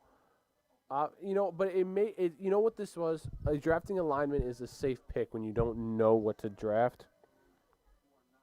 And while the linebacker wasn't a dire position for the Saints to grab, it could have helped him out. But I think this was a safe pick taking Louise. He's like a center hybrid guard, so I think he'll be a nice addition to this offensive line for the Saints. I'm going to be right back because my mom is making me coffee.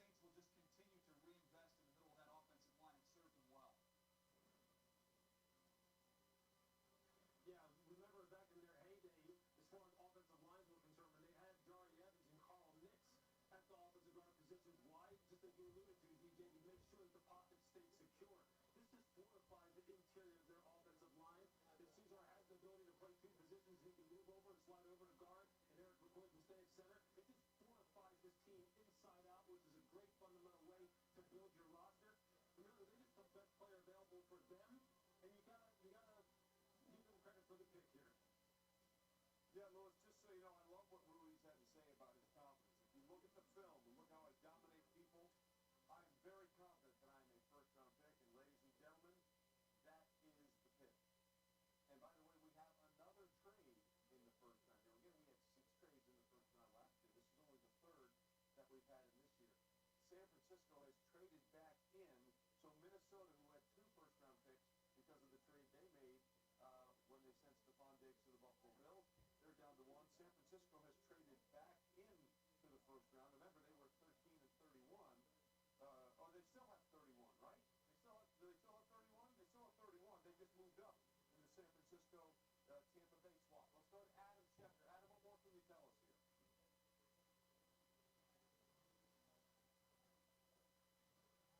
Adam, can you hear me? Yeah, that's right. Here's the trade, basically. Moments ago, the San Francisco 49ers traded picks 31, 117, and 176 to Minnesota for the 25th overall pick. And what the 49ers are doing was, in this deep wide receiver class, they need to strengthen that position. They lost Emmanuel Sanders in free agency. Their only 2 healthy wide receivers right now are Deebo Samuel and Kendrick Bourne. Jalen Hurd is coming back off injury, last year's rookie. He could wind up playing tight end. They need wide receiver help. There's a lot of wide receivers out there, and the 49ers just made the move right now to trade all those picks up to Minnesota's spot to take a wide receiver. All right, Adam, thanks very much. We appreciate that. So there you see Kyle Shanahan and company in a very cozy confines working through the virtual draft. But again, they give up that 31st pick. All right, I'm back. 5 slots. Big Steamy's back. You know, everyone's dying that I left.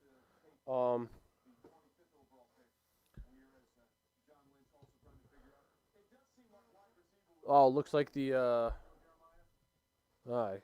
leave for 1 pick and the 49ers trade up.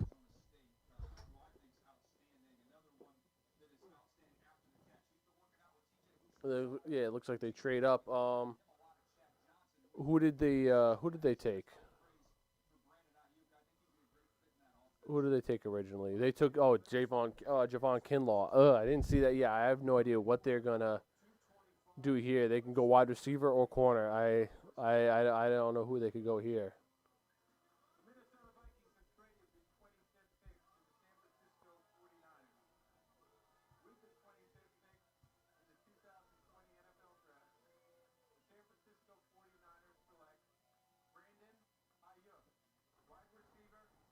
Okay. I think this is a good pick by the 49ers. They needed a wide receiver. I still think they should have went wide receiver at what number was it? At 14. Jerry Jeudy was still sitting there. I think they should have went there, and yeah, I think they should have went wide receiver at 14, drafted Jeudy, and they could have grabbed a cornerback, which they need. I didn't think they needed a defensive tackle. Didn't think they needed to do that here, but again, this is why they don't pay me the big bucks to do this, so I'm not surprised. But I like Brandon Ayuk. He's very tall. He's got a great wingspan, big hands. Oh, he's not tall at all. Why did I think he was tall? Again, he's 5'11". But I think he's got great hands, big hands, long. He's got long hands.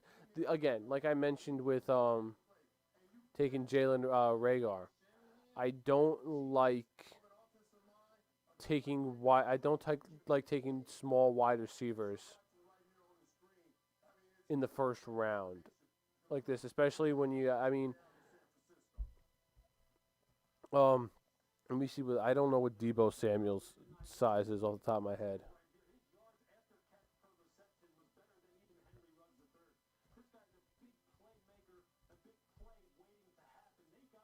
Deebo Samuel's 6 foot, so I think you need a little bit of a taller guy again. But look, I like Brandon Ayuk. I think he'll be good. It'll be interesting to see how him and Deebo will get along, and especially him alongside Jimmy Garoppolo and George Kittle.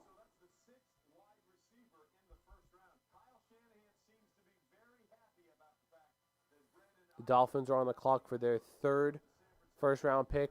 Um, it'll be interesting to see what they do here at this pick. They already went Austin Jackson and Tua. Now I think now if they want to, they still need a safety because they traded Minka Fitzpatrick, so they still have a hole at safety. And Grant Delpit and Xavier McKinney are both still there, so they can go with either one of those guys. Or I personally think they should go with a running back. Justin Jordan Howard's right there now, but Jordan Howard's more of a short yardage guy. Not really. So I think they should go DeAndre Swift. Either one of the three guys, either DeAndre Swift, Jonathan Taylor, or J.K. Dobbins. Got my coffee, by the way. It's hot. We hope you find our digital solutions helpful to bank safely from home. Deposit a check with your phone or tablet. Check balances. Pay bills. Transfer money and more. Send money to people you know and trust with Zelle. Stay safe. Stay home. But yeah, I think that the Dolphins got to go here. They're doing a good job, I think, rebuilding right now. They're rebuilding on the fly, and they're doing a good job of it. Like, they didn't have an awful season last year. So, like, especially towards the end of the season, you saw development from especially Devontae Parker. The offense looked okay. From what, like, everyone thought coming into the season, Dolphins were the worst team in the league.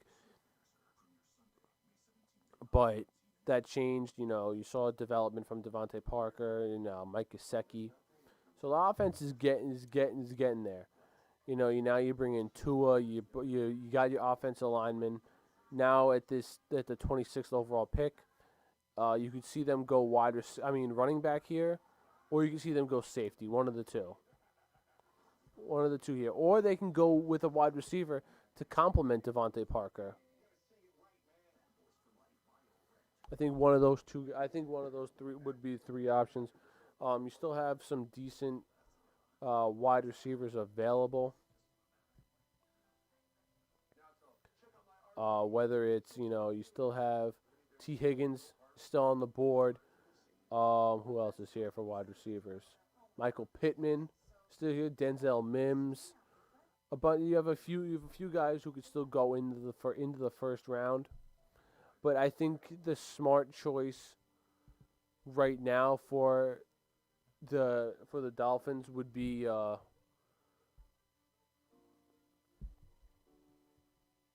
either Xavier McKinney or DeAndre Swift. You go one of those two guys, and I think it's the smart choice.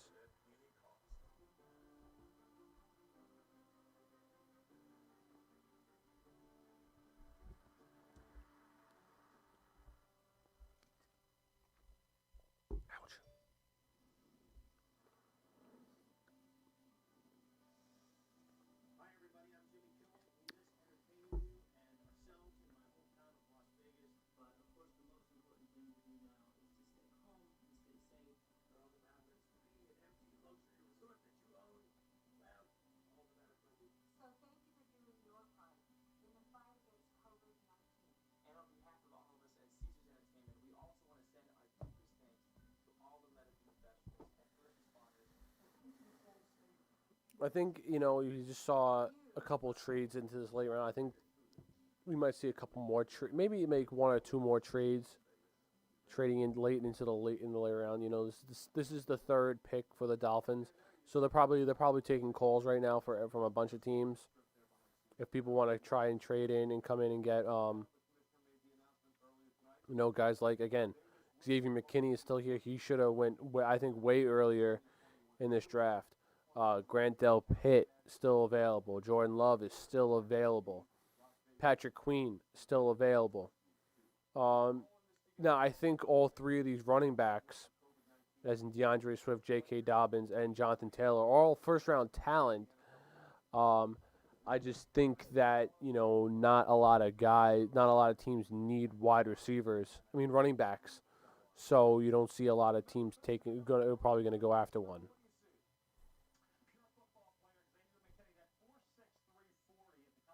Trade. And like I said, Dolphins trade the pick to the Packers. Packers are moving up in this draft. If I had to guess who they're going after, I had I had the Packers originally taking Jalen Rager, so I could see them taking. I could see the Packers taking going up and trading, getting T Higgins maybe, getting some wide receiver help. Um, yeah, because they need some offensive help. That defense stepped up big last year. It's a young defense. Matt LaFleur is an offensive guy, so I could see them going after a wide receiver here.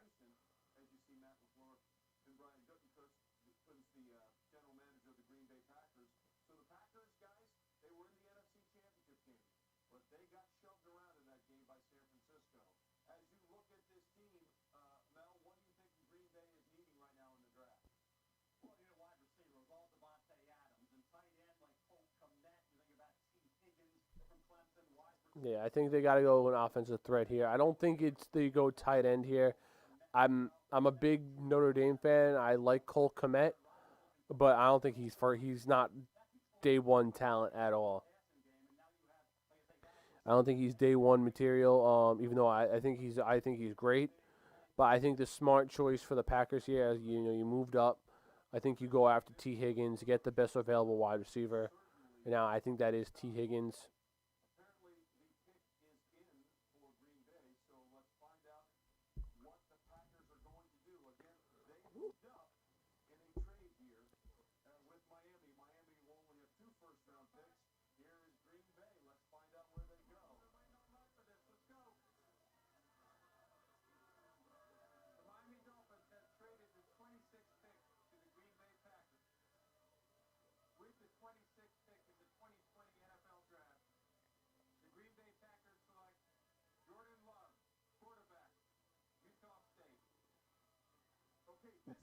Wow.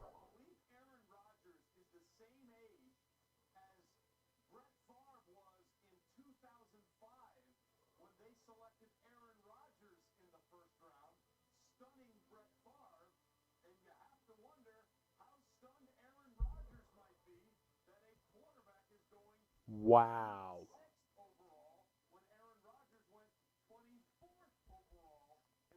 I didn't see this coming.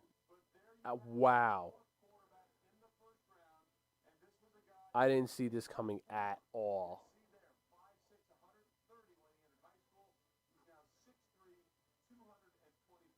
I didn't think this was.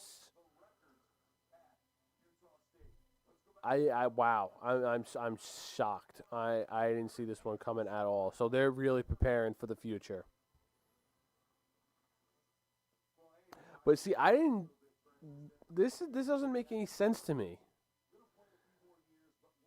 Why trade up when the next few teams didn't need a quarterback? The Dolphins didn't need a quarter unless you forgot they just took Tua. Um, I don't know how I feel about this pick. This doesn't make a lot of sense to me. You traded up to get this guy. I get that, but this guy would have been there.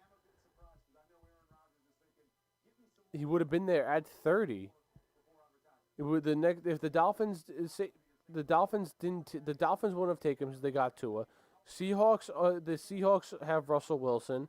The Ravens have Lamar Jackson. The Titans just signed Tannehill to a 4-year deal, and then it would have been this. This didn't make any. I don't know. I'm not a fan of this pick at all. And if I was a Packers fan, I wouldn't be a fan either. This one's not that. This is not a good pick for the Packers.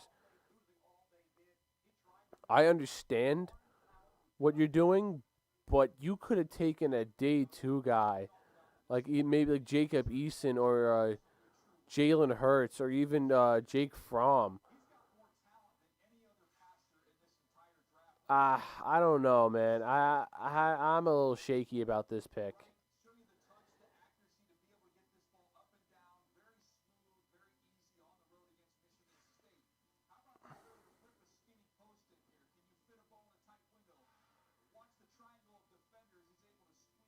Ah, yeah, I'm not a fan of this pick.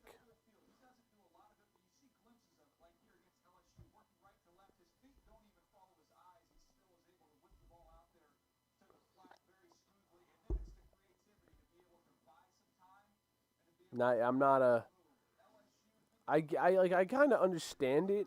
I kind of understand this pick, but it doesn't. I don't like it. I don't like it.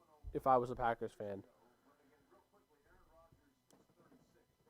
like I get like I think Rodgers still has a couple more years left, but if you were gonna take a quarterback, you could have taken someone day two.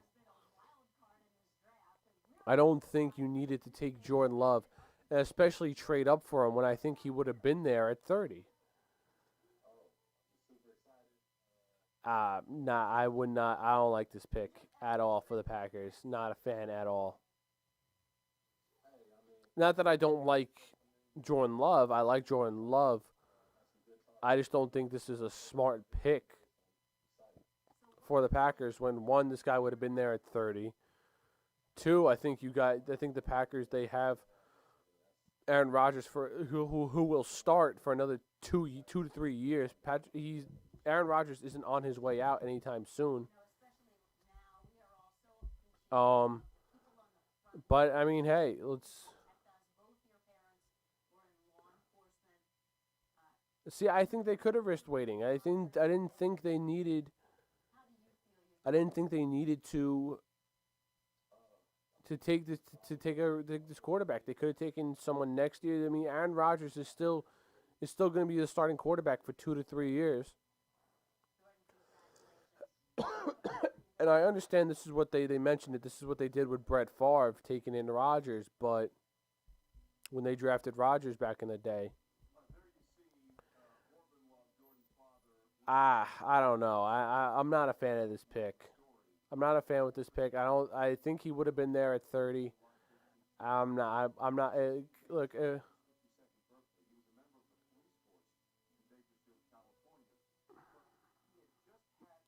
Mm, I understand that. I just know. I know he needs time to develop, but I just don't think that the Packers needed a quarterback. I don't think they needed one. Rodgers is still going to be there. I'm not. I don't know. I don't know how I would feel. I like Love. I think he will be good, but to the Packers, I'm not sure how I like it. Seahawks on the clock now. 27th overall pick. No, I get it. I get it. I get why they picked him. I get it. I mean, I just don't think, I just didn't think it was a smart. I think they should have went after a wide receiver or someone else because it's all Devonte Adams at that wide receiver core. There's no one else there. I think if they went after a guy like T Higgins, KJ Hamler or someone like that, it would have been a great. It would have been great to go aside him. But I understand the pick. I get it. If I was a Packers fan, I wouldn't be happy with it. Seahawks pick is in. I had them taking outside linebacker AJ Espenza, the outside linebacker from Iowa.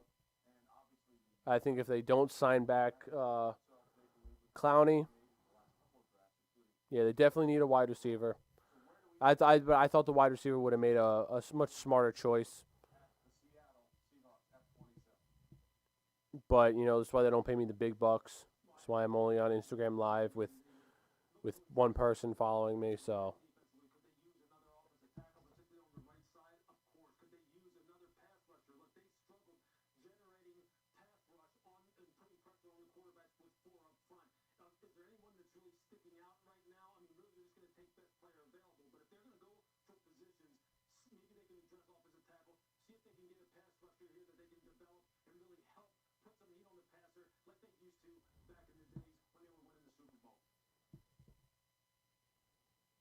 All right, Lewis, thanks very much. So we'll see what happens with Seattle. Again, they have Russell Wilson. They've had issues on the offensive line as long as Russell Wilson has been there. They've tried to fix that a couple of times.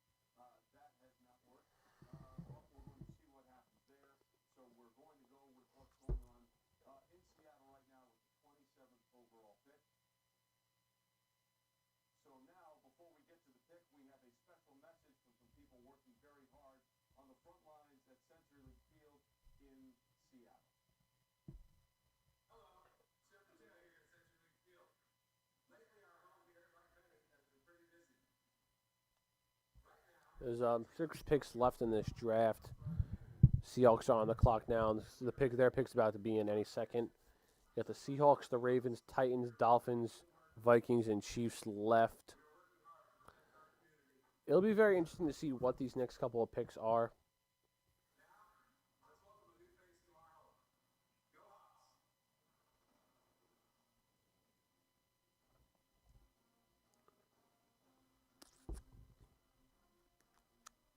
Thank you to everyone working so hard in Seattle and all over the country to take care of our most vulnerable. It's great to see our teams and stadiums helping those who need it the most in our community. So with the 27th pick in the 2020 NFL Draft, the Seattle Seahawks select Jordan Brooks, linebacker, Texas Tech. Well, Huh. this is interesting because I had one coach tell me this week, I wish people would stop putting Jordan Brooks in their mock draft. We love this kid. We don't want everybody to know him. But you look at the numbers there, 367 tackles. He led the Red Raiders in tackles 2016, 2018, and 2019. This is a good pick. This is a good pick, I guess, by the Seahawks. I don't know much about this kid, but I'm pretty sure. Let me see this. Again, don't know the Seahawks depth chart off the top of my head, but I know Bobby Wagner's still there.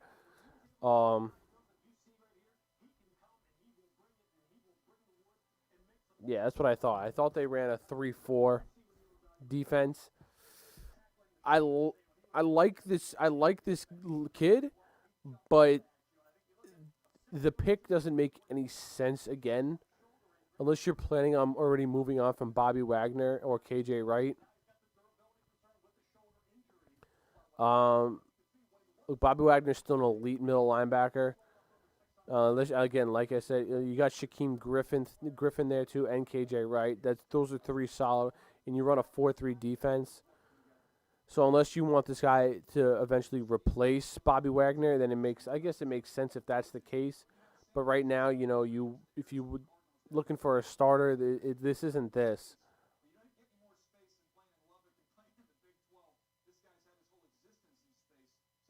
I like the kid. I like the linebacker, but the pick again, like the Packers, doesn't make any sense.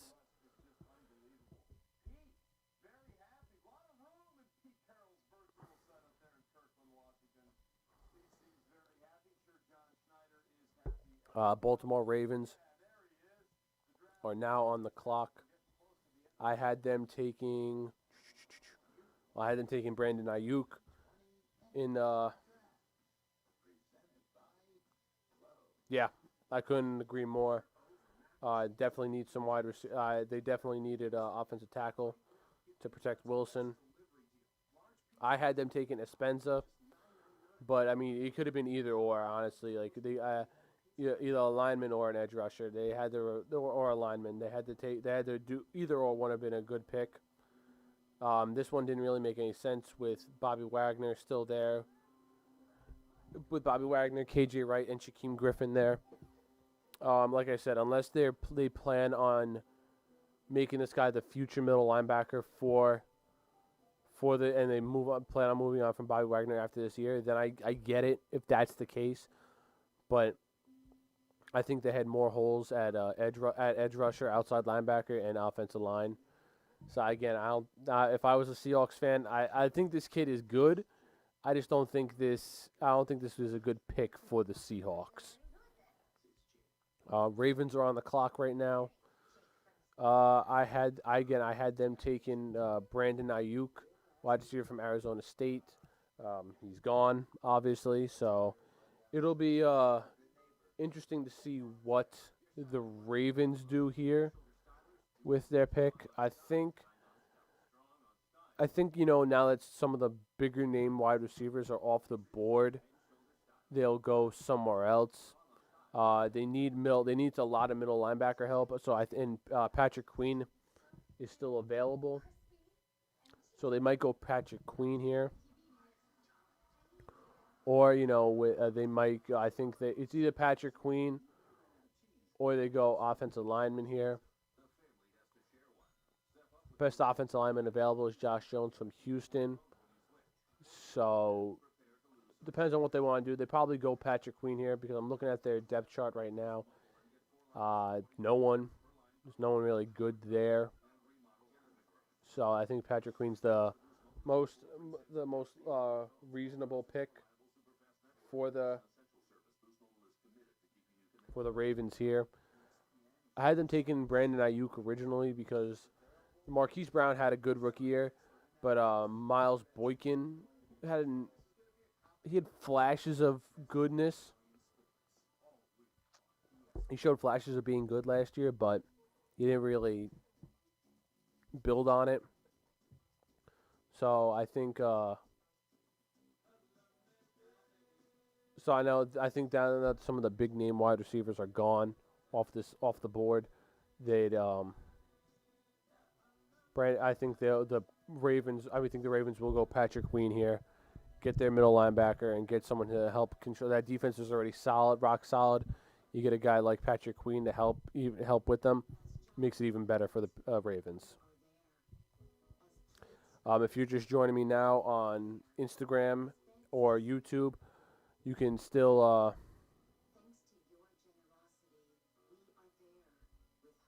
I'll get to that question in a sec, Steve. If you just joined me on Instagram and YouTube, make sure you follow us on Facebook, Instagram, YouTube, and Twitter at A1 Sports Network. Make sure you check out the website, www.a1sportsnetwork.com, for all our latest podcasts, blogs, and videos. We have 5 different podcasts you can listen to. A1 Sports Podcast, Gambler's Paradise, Top Pair Pod, Phenomenal Form, and the Moffat on the Mic podcast. All great stuff. Check out some of the blogs that myself and other people have written and whatnot. But yes, this is good that all these wide receivers are still falling for the Jets in this thing. Some notable wide receivers still available. You have Laviska Shenault, the wide receiver from Colorado. Denzel Mims, still there. KJ Hamler, T. Higgins. 4 names right there. Donovan Peoples-Jones, Michael Pittman. There's still some names there, so this is good. But a lot of teams need wide receivers, and I think the Jets might want to try and trade up in the second round tomorrow. They do hold 2 third rounds, so who knows what the Jets will do. I think they should trade up tomorrow and get the wide receiver they want, whether it be I think if T. Higgins is still available, they gotta go after T. Higgins. I think he's a great guy. Either him or what's his name? Laviska Shenault, the junior from the wide receiver from Colorado. Ravens pick is in, and that Schmuck Goodell's about to announce it.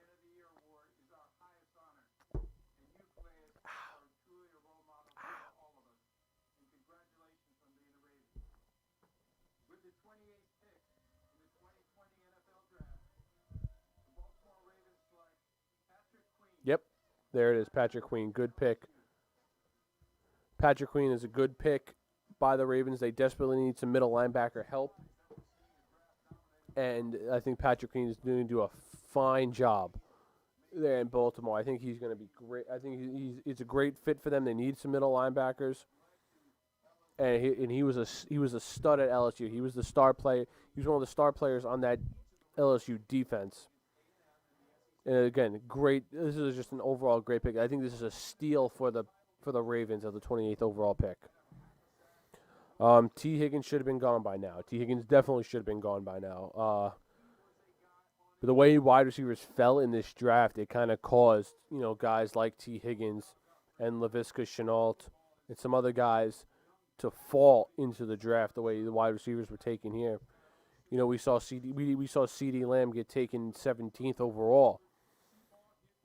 I don't think anyone saw that. I don't think anyone saw CD Lamb getting past 13, honestly. But the fact that he fell to 17 and the fact that Jerry Jeudy fell to, 15, 14? People didn't see that happening, So I think this is a good turnout for the Jets right now. So, but I like this pick a lot by the Ravens. Patrick Queen is this absolute stud. And I think this is a steal. Yes, it is CD Lamb. Look, I don't agree with the CD Lamb pick. I think you guys should have went somewhere on defense. But I do think that CD Lamb will be a great wide receiver on the Cowboys. I don't doubt that at all. Him and Amari Cooper, along with Zeke and whatever tight end you guys draft in the next couple of days, the Cowboys' offense will be amazing. I don't doubt that 1 second. I don't doubt that without 1 second that the Cowboys' offense is going to be amazing for years to come now. And Michael Gallup, too. Yep. Totally forgot about him for a second. But you look at this Cowboys' offense now with the offensive line they got, Dak Prescott, Zeke Elliott, future tight end that they draft this year, whether it's Thaddeus Moss. Who am I thinking for the Titans? I had them taking Josh Jones, the offensive tackle from Houston, to replace Jack Conklin. Yep, there we go. Great minds think alike, Steve. Yeah, I had Josh Jones to replace Jack Conklin. Again, I don't know the Titans' depth chart off the top of my head, but I know they definitely need some offensive line help.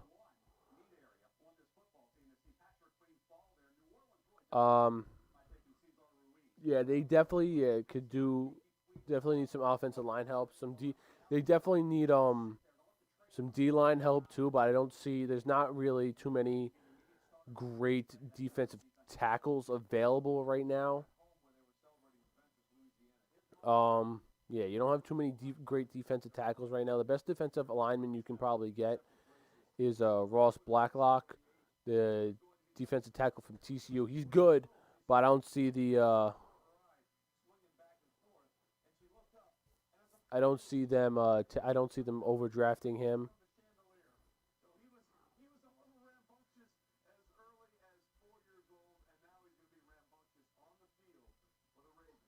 I like that pick. Marlon Davidson could be again. I think Steve, you said it perfect. For those that are not who are on the YouTube page who are not seeing this, co-host of Gamblers Paradise and frequent guest on the A1 Sports podcast, Steven Bazil, is commenting on the Instagram live feed. Yeah, I think Marlon Davidson could be a good replacement for Jarrell Casey on the defensive line. I think if they don't go offensive lineman here, I think they go defensive line. But I don't see them overdrafting a defensive lineman here. And if they do, I like Marlon Davidson. He's good. But if they were to go a defensive line, I think they either go Neville Gallimore or Ross Blacklock for the defensive line. But I really think they go out and get Josh Jones, the defensive lineman from Houston. I mean, the offensive lineman from Houston.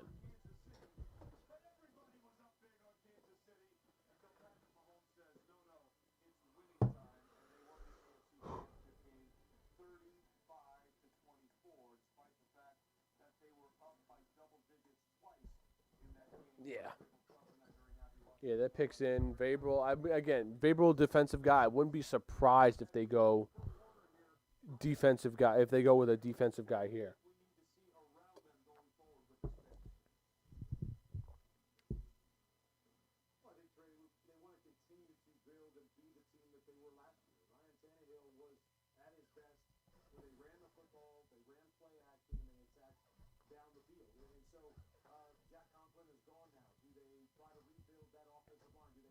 Yes, Kurt Warner. That's exactly what they do.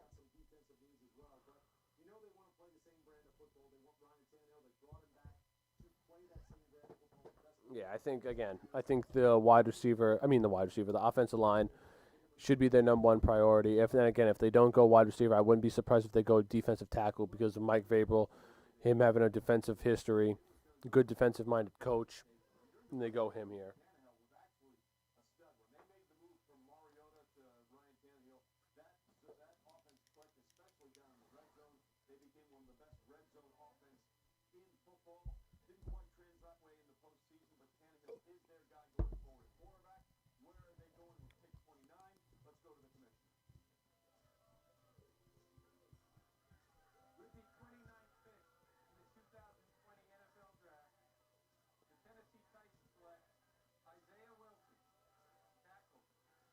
Okay, I like it. I figured Isaiah Wilson was more of a day two kind of guy. Good, he's a good offensive tackle. I like him. Uh, he's great size. He's the second. He was the right tackle to Andrew Thomas, who played left tackle at Georgia. Second offensive tackle to go from Georgia in this first round. It's a good pick. Good pick by the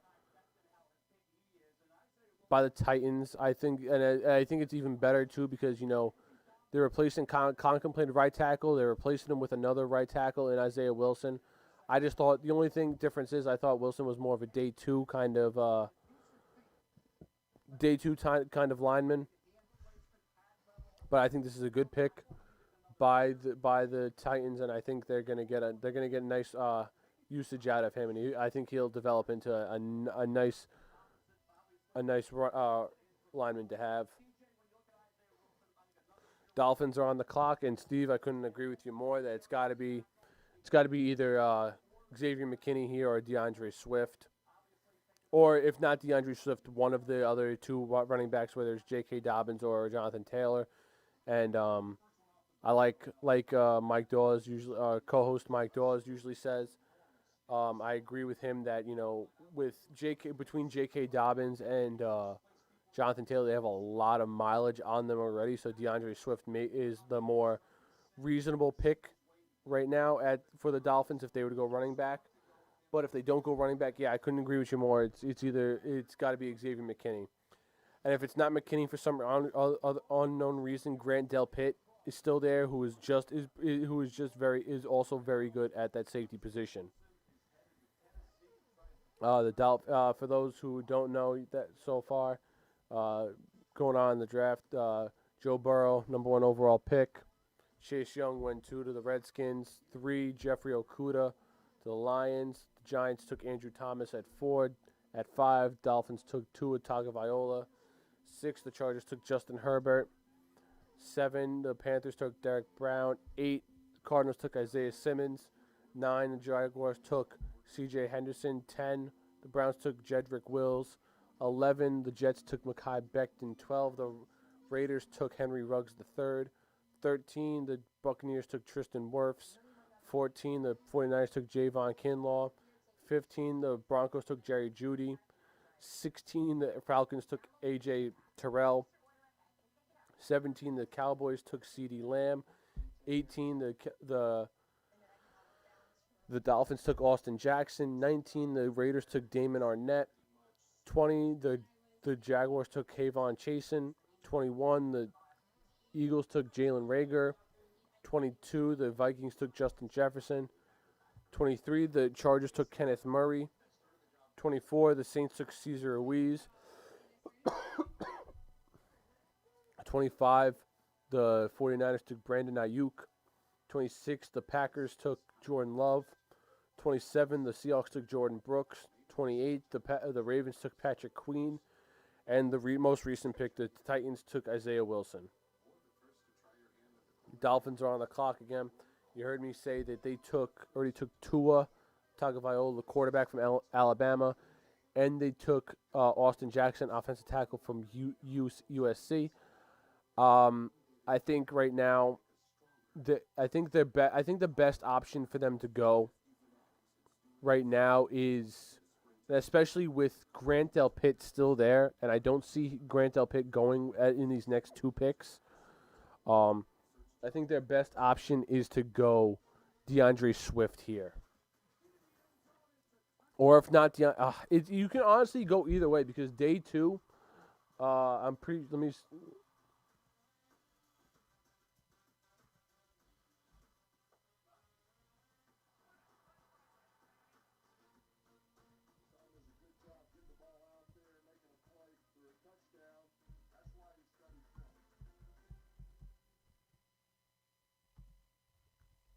Everyone's doing what they can to get through these times, and so are we. Mercedes-Benz is making vehicle maintenance and buying needs as safe and seamless as possible. Many dealers offer options such as pickup delivery and at-home service, online shopping, and home delivery, as well as special because we understand buying and servicing your vehicle shouldn't be a challenge in these already challenging times. Get 0% APR financing up to 36 months on most models and 90-day first. Yeah, the next time the Dolphins have a pick, it's the seventh pick in the second round, and by that time they could honestly there could still be a running back there. So I think the safer pick is Xavier McKinney here, and they go and wait on the running back in the next round, in the second round, whether it's J.K. Dobbins, Jonathan Taylor, or DeAndre Swift. Yeah, I think Xavier McKinney right now is the safe pick for the Dolphins there. You replace Minka Fitzpatrick after they traded him during this past season.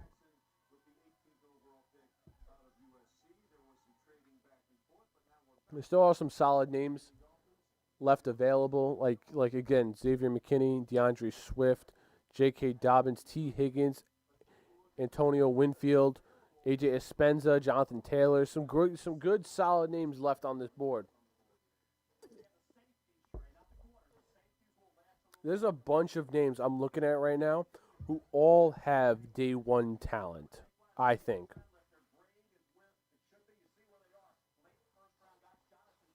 You know, there's three picks left in this first round.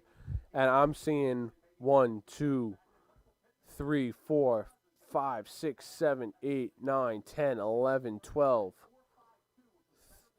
13, 14, 15.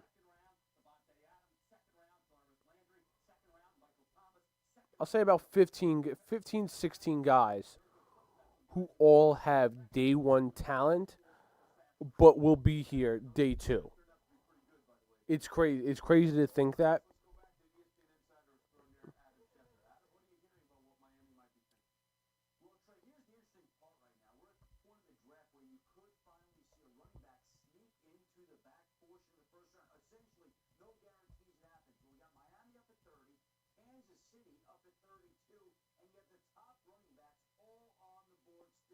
DeAndre Swift, J.K. Dobbins, all out there at this point in time, waiting to be picked. We'll see whether one of these teams pulls the trigger on one of those running backs right now. But there is some running back talent on the board without a single running back being selected so far in the first round, Trey. No, absolutely. And let's not forget Jonathan Taylor, one of the most productive running backs we've ever seen. And then there's J.K. Dobbins out of Ohio State, the first ever Ohio State running back to top 2,000 rushing yards in a season. How successful was Dobbins at Ohio State? The only player that ran for more yards? Archie Griffin. You might have heard of him. Won back-to-back Heisman in 1974 and 75. So what do we think Miami is doing as Brian Flores and Chris Greer are working the board one more time? Let's go to Daniel Jeremiah here at the NFL Network. Daniel, we've seen a quarterback and we've seen an offensive tackle to protect that quarterback. Where do you think Miami needs to go here? Well, they have some needs on the defensive side of the ball. I thought maybe trying to find another pass rusher, whether that's inside or on the perimeter. Yetur Gross-Matos from Penn State has a ton of production. You also have Ross Blacklock, who can give you some interior pass rush. So if they want to go along the defensive line, there's a couple good options there. Yeah, I think the safe pick right now for the Dolphins is Xavier McKinney. Their next pick is early in the second round tomorrow, so they still could see Jonathan Taylor, J.K. Dobbins, or DeAndre Swift. So I think I think the smart choice right now is Xavier McKinney. Right now. Yeah, they said they're looking for the Christian McCaffrey. You're not going to find the Christian McCaffreys of the world right now. You will not find Christian McCaffrey for a long time. This kid is the real deal at running back. And it makes sense because Brian Flores is a defensive guy. He'll want a defensive player now. You can't, as much as 3 offensive guys would be nice. You gotta get some kind of defensive guy here. I think Xavier McKinney is the best available option for the Dolphins right here.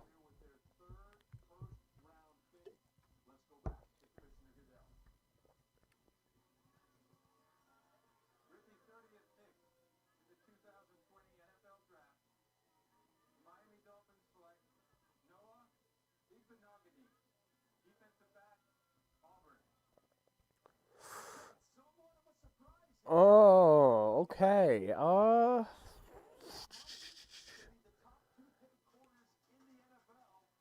I don't know. Again, I'm not saying this is a bad pick. It's just an I don't know. Like, yeah, Steve, good.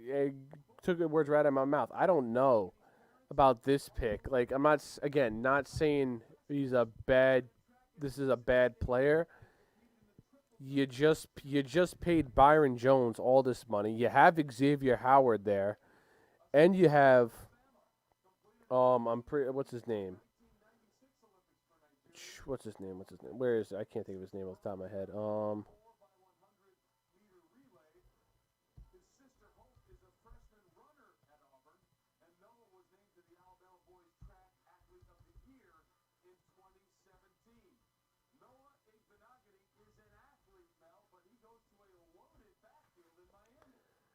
Yeah, this pick didn't make, unless they convert him to play safety.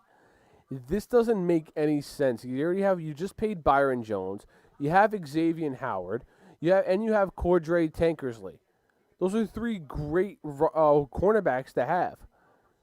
So I get that they need cornerback. I guess they need secondary help, but they need safety help. Unless they convert this guy to play safety, I don't know. I'm not a fan of this pick. I thought they hit it after Tua. I mean, I think they reached on Jackson, and I didn't think this was a necessary pick here for the Dolphins as cornerback. Like I said, unless they convert this kid to safety, then it'll make sense. But I don't think they'll convert him to a safety, and he'll be the 4th ranked corner on this team.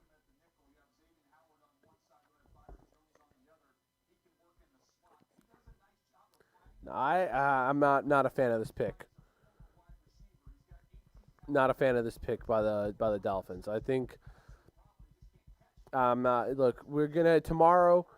Myself, my co-host Mike, and frequent guest Steve Bizot will be doing a recap of the first round tomorrow.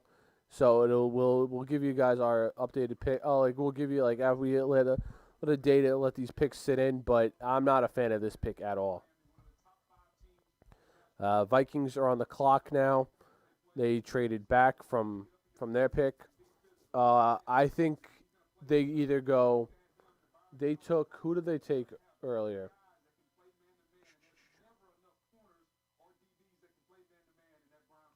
They took Justin Jefferson, a wide receiver, smart pick. I think they go either D end or corner here to replace either Everson Griffith or Xavier Rhodes. That being said, the best the best couple edge rushers available. You have what's his name? Gross Matos from Penn State. Want to go him or Zach? I like Zach Bond a lot. I think he's very good. And Vikings pick is in. Didn't even get a chance to talk about it.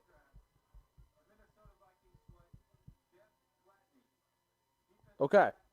No, this is a good pick. They could have went either or with this pick, either cornerback or defensive end. They needed to replace They needed to replace Xavier Rose, and I think Gladney is a perfect pick. I actually had the Vikings taking Gladney at 22 though, in my mock draft. So I think this was an overall good pick by the Vikings. You know, he's very smart. He's a great zone coverage kid. He knows how to find the ball when it's there. And great pursuit on it as well. This kid is a stud, and I think he'll be a great pick for the Vikings. And with the final pick is just around the corner. The Chiefs are on the board. Your Super Bowl winning Kansas City Chiefs. They can go a couple options here. They need help at corner, but I think I had them taking Christian Fulton in my most recent mock draft. But I would not be surprised if they went with a running back here, like DeAndre Swift. Again, any one of the combination of Swift, Dobbins, or Taylor, I think will be good for the Chiefs. So I'm gonna say either Fulton goes here, or Swift.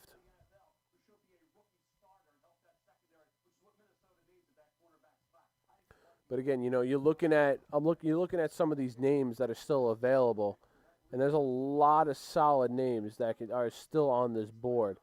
Like Xavier McKinney is still here, DeAndre Swift, Ross Blackhawk, J.K. Dobbins, Antoine Winfield, T. Higgins, A.J. Espensa, Yerter Gross-Matos, Jonathan Taylor, Grant Delpit, Zach Bond, Josh Jones, Michael Pittman, Cole Kmet, Denzel Mims, Neville Gallimore, Marlon Davidson.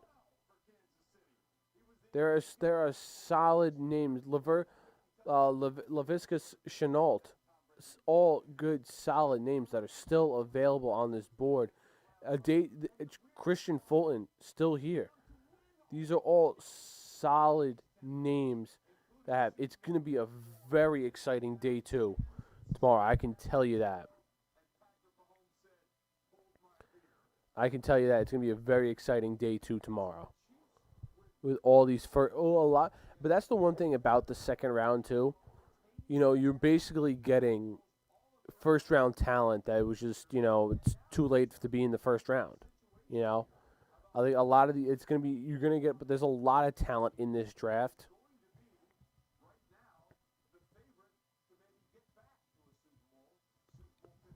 And the one thing that's good about the Chiefs too, they're returning. I think I read it was like 90% of their team from last year. That's insane. Now I personally think they should go running back here. I like Damian Williams, but he's not a stud. He's not a great anything, So if you get a guy like DeAndre Swift, J.K. Dobbins, or Jonathan Taylor in that backfield alongside with him to pair with him, it would be a great combo running back you would have. And you see a lot of more teams are going towards that combo running back, the two-headed monsters in the backfield. A lot of teams are going towards that nowadays. So if you can get that along with Patrick Mahomes and those speedy wide receivers, I think it would be a stud offense.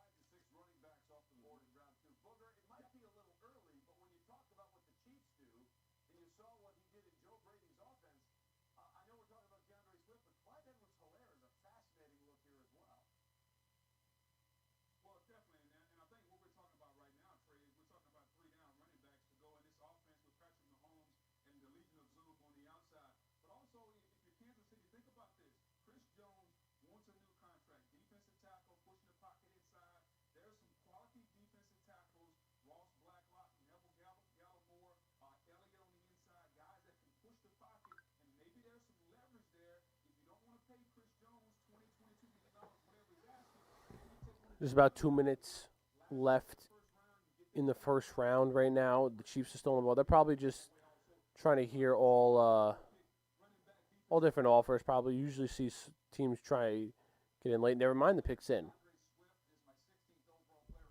Never mind, the Chiefs pick is in. I think they go DeAndre Swift here.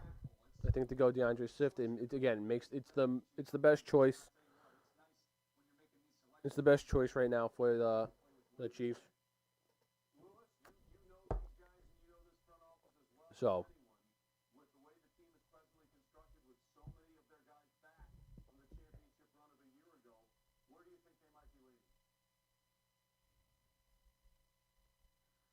Yeah, I can see running back being a position that they're taking a look at, and I mean, I know there's some quality running back there that they will like. I think they need to have more speed, need more playmaking ability at the linebacker level. Maybe even a corner could sneak up here, but they really are in a luxury situation where Brett Beach and Andy Reid can really sit there and go, hey, look, we can just take whoever we want here. Who really is the guy who's sticking out for us? That doesn't necessarily have to play right now, but we can develop. And I think there's a lot of guys who fit the bill here. And I wouldn't be surprised if this is a position like linebacker or corner, which is something I know they would like to continue to build depth at.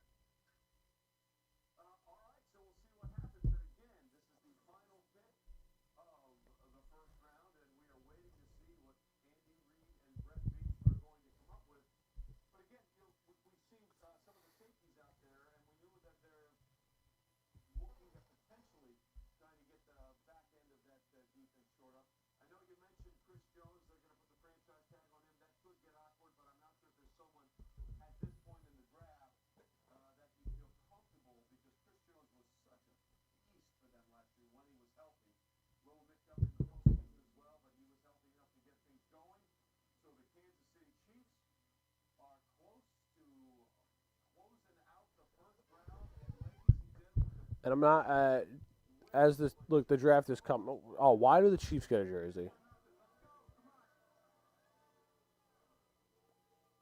With the 32nd pick in the 2020 NFL Draft, the Super Bowl champion Kansas City Chiefs select Clyde Edwards-Helaire. Wow. Okay, the running back from LSU. Okay. Okay. He was a very Edwards-Helaire was a very good running back from LSU. I like this pick. I didn't think he would be the first running back to go, but he is a very good running back. I like this kid a lot. I think this is a good pick for the Chiefs. It's a very good pick. He was a stud. He was a stud at LSU. He was part of that huge offense for the Kansas City Chiefs, the LSU Tigers, and I like this pick a lot. Look, I'm not going to get into every pick right now. I'll do that. I'm going to do it tomorrow with Mike and Steve. So again, for those who were able to watch me on here and on Instagram, thank you very much. And this has been the first ever Klim's Corner live here on YouTube. And again, thank you for everyone who chimed in. Appreciate all the help and everything like that. And again, this was one hell of a first round. Yeah, well, if you want to, we'll listen to our reaction draft tomorrow and let the picks sit in and whatnot. But again, make sure you guys follow us on Facebook, Instagram, Twitter, and YouTube at A1 Sports Network. And check out our website, www.a1sportsnetwork.com. And on that note, again, everyone stay safe, and I'll see you guys.